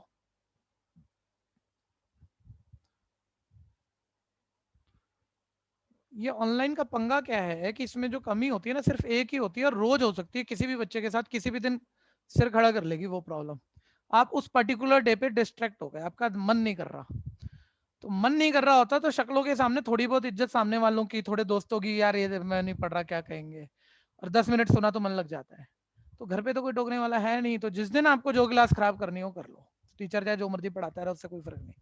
तो वो रोज रोज सोचा करो कि वो गड़बड़ नहीं हो रही हो कहीं आपसे, ठीक है। कोफैक्टर लिख रहे हैं, पहला एलिमेंट लीड करने वाला रो कॉलम, वैसे तो मैंने एक्सपेंड किया था वहां से नकल लगा लेनी थी, लेकिन अब मैं रब कर चुका हूं, तो चलो C12 रो कॉलम छोड़ा 0 प्लस 3 3, पोजीशन का सम ऑड है, साइन चेंज कर लेना।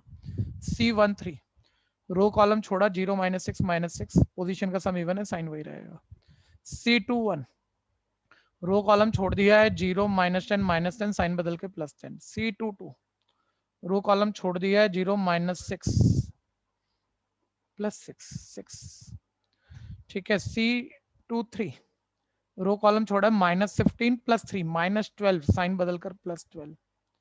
C3 1, एक भी एलिमेंट गलत हो गया चेकिंग गलत आ जाएगी मेरी, ठीक है भैया। C3 1, तो ये मेरे पास आ गया 1 + 4 5, पोजीशन का सम इवन है, वही रहेगा। C3 2, ये आ गया -3, पोजीशन का सम ऑड है, साइन चेंज। ये चेक जरूर करा करो भैया, मतलब निकाल तुम भी सकते हो, मैं भी सकता हूँ, गलती कभी कभार शायद मेरी भी आ जाए और कभी कभार आपकी भी, तो चेक कर लेना चाहिए। C3 3 की कोई एरर तो नहीं हो रही ना। 6, पोजीशन का सम इवन है, ठीक है। अब एडजॉइंट लिख देंगे सीधा ऊपर। मैंने इतने शॉर्टकट से वो कॉरस्पॉन्डिंग रो के एलिमेंट उसी के कोफैक्टर से मल्टीप्लाई करके ऐड करके भी देख लिए भैया कि कोई एरर ना हो गई हो वहां। सारे जीरो वाले भी अलग से दोबारा भी कर लिए मैंने चेक, जो जीरो वाले थे, ध्यान देना। अब रख लेते हैं एडजॉइंट ऑफ ए की वैल्यू, एडजॉइंट ऑफ ए की वैल्यू मेरे पास देखो, इसका ट्रांसपोज करना मत भूल जाना, ठीक है। तो -5 -3 -6, second row second column 10 6 12, third row third column 5 3 6, into B, B matrix था 2 -1 3, ठीक है भैया। अब मल्टीप्लाई करा देते हैं, कोई कंफ्यूजन है तो बोल लेना।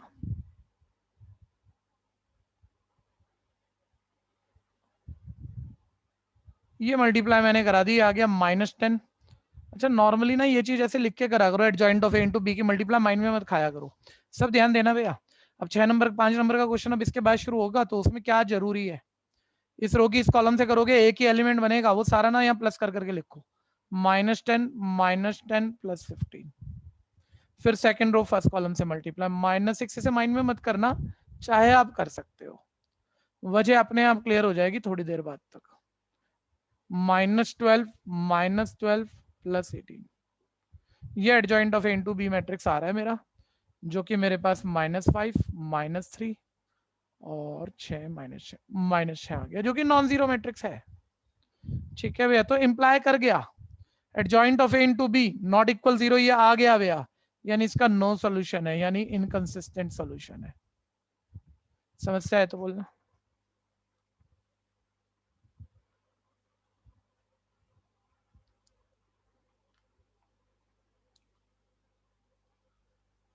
जल्दी करो जल्दी।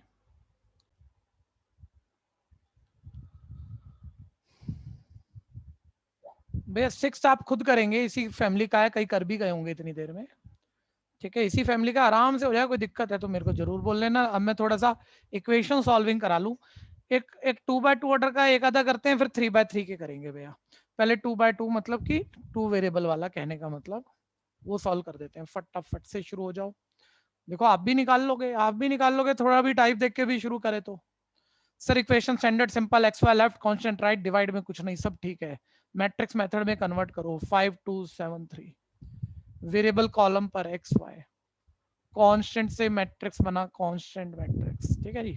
ये हो गया ए, ये हो गया एक्स, ये हो गया बी, ठीक है। और x इज इक्वल आ गया a इनवर्स बी, वो माइंड में बच्चा पहले ही देख लेता, 15 - 14, एक डिटरमिनेंट तो आ रहा है नॉन जीरो, तो आंसर तो आएगा, ठीक है। तो चलो आप डिटरमिनेंट ऑफ ए निकाल दो। Sir determinant of A, diagonal की मल्टीप्लाई 15 माइनस ऑफ डायगोनल की 14 1, जो कि नॉन जीरो है, यानी यूनिक सॉल्यूशन है, ठीक है। यानी अब कंसिस्टेंट मत लिखना, लेकिन अपना सोच तो लो, कंसिस्टेंट है, ठीक है भैया। और अब तुम्हें क्या चाहिए, सीधा फॉर्मूला उठा लो भैया, पहले इनवर्स और निकाल लो, इनवर्स और निकाल लो, क्योंकि फॉर्मूले में इनवर्स की जरूरत है। 1 upon determinant of A into adjoint of a, और 2x2 ऑर्डर में तो अलग से कोफैक्टर लिखने की तो जरूरत नहीं है ना, 2x2 में तो एडजॉइंट का शॉर्टकट है, 1 अपॉन डिटरमिनेंट ऑफ ए आपका 1 था, एडजॉइंट डायगोनल को इंटरचेंज कर दो, ऑफ डायगोनल के साइन बदल दो। कोई कंफ्यूजन है तो बोलना भैया, इतने पे बोलना, ठीक है भैया। और 1 की इससे मल्टीप्लाई कर दी, आ जाएगा 3 - 2 - 7 5, ठीक है, ये इनवर्स आ गया मेरे पास, बस अब ये फॉर्मूला पकड़ लो, x इक्वल है a इनवर्स इंटू बी। अच्छा 12th में बहुत जगह आप गड़बड़ कर रहे होंगे, अच्छे अच्छे बच्चे भी, जब आप लेफ्ट से राइट तक सब कुछ नहीं लिखते, बहुत बड़े क्वेश्चनों में कंसेप्ट आएगा भैया। मैं पहले ही बोल चुका हूँ, ये सबसे आसान चैप्टर 2 खत्म होने जा रहे हैं हमारे। बेटर मूवमेंट है, मजा भी बहुत आएगा आपको करने में। बेटर का मतलब मुश्किल कुछ नहीं है भैया, लेकिन स्किल पार्ट तो है। ठीक है, लेफ्ट से राइट तक हमेशा हर चीज पूरी लिखा करो। जब कई बार होता है ना, लेफ्ट की वैल्यू निकाल रहे हम, राइट राइट लिखना शुरू कर देते हैं, तो बहुत सारे घोटाले हो जाएंगे आपके। लेफ्ट से राइट तक सब 1 अपॉन, सर ए इनवर्स का फॉर्मूला निकाल चुके थे, इनवर्स की वैल्यू फिट करो सर, जो कि आ गई थी, ऑलरेडी आ गई थी, 3 - 2 - 75 इंटू बी। अब आप सोचो ना 5 नंबर इस चीज के, कितना आसान होगा ये। ठीक है भैया, बिल्कुल एक ही पैटर्न और ऐसे ही सॉल्व हो जाएगा, चाहे 3 वेरिएबल का भी हो। बस बच्चे क्या करते हैं, जब गलती करनी हो ना, वो कोफैक्टर में गलती करते हैं जिससे एडजॉइंट बनना है, या मल्टीप्लाई में गलती करेंगे। तो कोफैक्टर का जो चेकिंग बता रखी है उससे चेक कर लेना, और मल्टीप्लाई छोटे बच्चों की तरह कर लेना, माइंड में मत खाना इसे कि पहली रो पहले कॉलम से 3 4 12 -10, मतलब लिख लेना। 5 नंबर के क्वेश्चन को उसकी इज्जत देनी पड़ेगी, नहीं तो उसके नंबर तो जरूर ऐसे होते होंगे कि वो आपसे कुछ बच्चों से गलती करा जाए। तो इस रो की इस कॉलम से तो -28 + 25।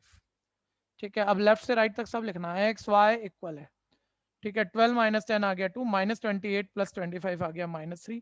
इक्वेट कर लो बच्चों, x2 आ गया, y -3 आ गया। समस्या है तो बोलना।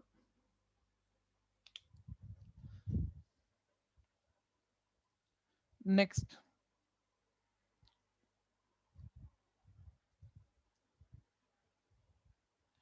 अच्छा अब सारे इसी तरह से अभी बैठ के करोगे ऐसा जरूरी नहीं है, इसके बाद सीधा 10 ले लो, 7 के बाद 10, एक और 2 वेरिएबल का कर लेते हैं, सब ऐसे ही आराम से निकलेंगे, घर पे निकालो। 10 पर आ जाओ, 10th क्वेश्चन।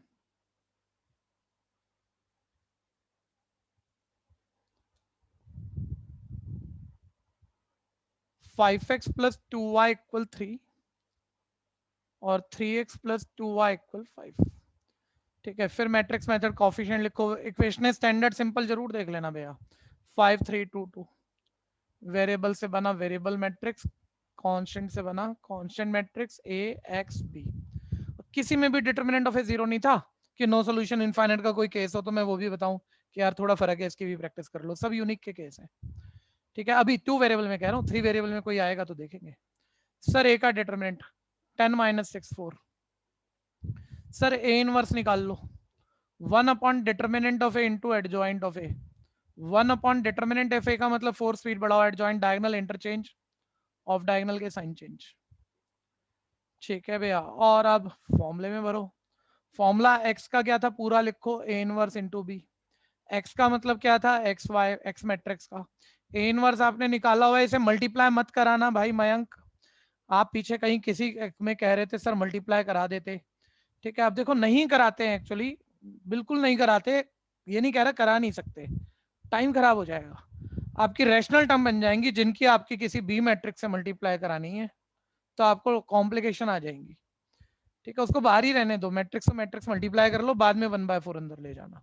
वो मूवमेंट अलग था वैसे, और ये मूवमेंट अलग है, लेकिन मैं फिर भी कनेक्ट कर रहा हूँ कि क्यों हम उसे सिंप्लीफाइड मानते हैं कि बाहर कांस्टेंट रहे तो। हाँ जी भैया। 1/4। ठीक है, अब इस रो की इस कॉलम से मल्टीप्लाई 6 - 10 - 4। ठीक है, अब नहीं यार डायरेक्ट मत करना, नहीं तो 3 वेरिएबल वाला घोटाला हो जाएगा। एक तो नंबर बड़े बड़े हो जाते हैं, 15 17 29 ऐसे अजीब अजीब से प्राइम नंबर, एक कहीं कहीं प्लस कहीं माइनस, दो तो माइंड में हैंडल हो जाते हैं भैया, 3 में एक छूट जाता है, साइन छूटे नंबर छूटे। तो जब 3 चीजें मेरा बच्चा माइंड में प्लस माइनस कर रहा होता है ना, वहीं गया उसका एक्सरसाइज। और कई टीचर तो ऐसे होते हैं, आंसर सही नहीं दिखा ना तो 5 में से मतलब एक ही देंगे, जबकि तुमने सब कुछ सही कर रखा है। और चाहे स्टेप बाय स्टेप मार्किंग जितना मर्जी बोर्ड वाले कह लें देनी है, वो नहीं सुनते किसी की भी। आंसर गलत हो गया भैया, इसको आधा पौना ही दे दो बस। ठीक है, तो 2 3 6 क्योंकि उन्हें पेपर जल्दी चेक करने हैं। 6 - 10। ठीक है, ये पहली रो पहले कॉलम से, ये रो इस कॉलम से, तो -9 + 25। ठीक है भैया, 1/4 ऑफ 6 - 10 - 4, ये आ गया 16।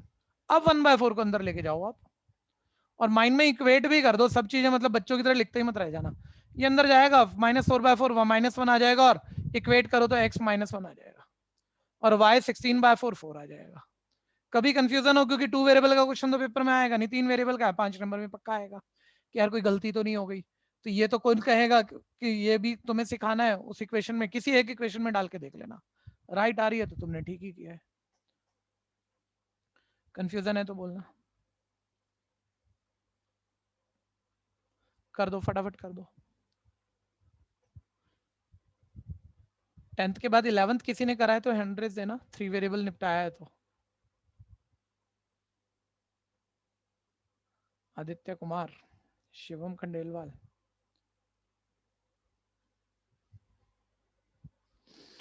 अशोक मिश्रा,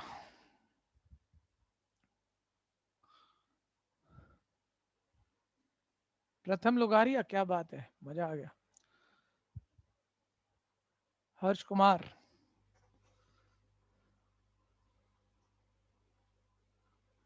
हर्ष कुमार भाई नया लड़का है, देखो चौथे नंबर पे कर गया, बाकी बैच बैठा भी, इतने बढ़िया बढ़िया बच्चे तुम। हटा रहा हूँ, किसी का रह गया ये वाला ऑनगोइंग है तो हैंड रेज कर देना, कुछ पूछना है तो बोल लीजिए।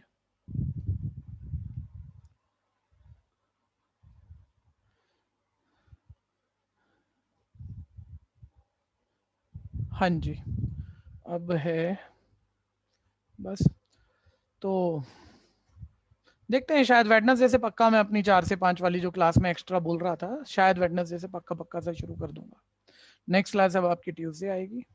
ठीक है जी, गुड बाय बच्चों, लीव कर सकते हैं आप। Thank you sir. वेलकम बच्चों, थैंक वेलकम भाई, वेलकम। क्लास में एग्जाम्पल 32 करवा दोगे? एग्जाम्पल 32 करा दोगे? करा दूंगा, सर, फ्यूचर टेंस में बोला है मैंने।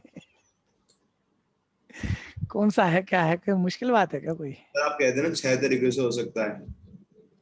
मुझे यार शक्ल ही याद नहीं है, तरीके तो क्या बताऊं अभी। एग्जाम्पल 32 क्यों नहीं ध्यान आ रहा, कौन सा है? एग्जाम्पल 32 ही कह रहा है ना? 38 पेज नंबर तो यहाँ स्क्रॉल में दिखते नहीं ना मेरे भाई। सर ऊपर गया। हाँ, ये मैं ये नहीं कह रहा था 6 तरीकों से हो सकता है, मैं कह रहा था 6 अलग अलग लेफ्ट हैंड साइड है इसकी, ये कह रहा था मैं। हर बारी अलग शक्ल से शुरू होगा, राइट यही आएगी, मेथड वही है मोटे तौर पे, थोड़ा बहुत तो बदलना पड़ता है, खैर 6 की 6 बारी में बिल्कुल है। ठीक है, और ये ऐसे नहीं तैयार होगा मेरे भाई, टाइम लगेगा, इसे आने दे, जिस दिन इसकी बारी आएगी उस दिन इसको भी कराएंगे। Okay sir. हाँ जी, इंपॉर्टेंट बहुत है आपके नेक्स्ट टर्म में, यही क्वेश्चन 80-90% स्कूलों में आने जा रहा है, प्रॉपर्टी वाला। मतलब जब चैप्टर एंड हो रहा हो, मान लो मिसलेनियस खत्म कर रहा हूँ, तब मेरे से भूलने मत देना, तब ध्यान दिला देना, तब करा दूंगा। Okay sir. Bye sir. Okay bye बच्चे। सर हाँ जी सर मैं पूछ रहा था सर कि शॉप कब खुलती है? शॉप क्यों खुलेगी लॉकडाउन में? नहीं खुलेगी सर मतलब अब कब खुलेगी? अब कब खुलेगी भाई, मोदी जी बताएंगे, मुझे भी नहीं पता मेरे बच्चे।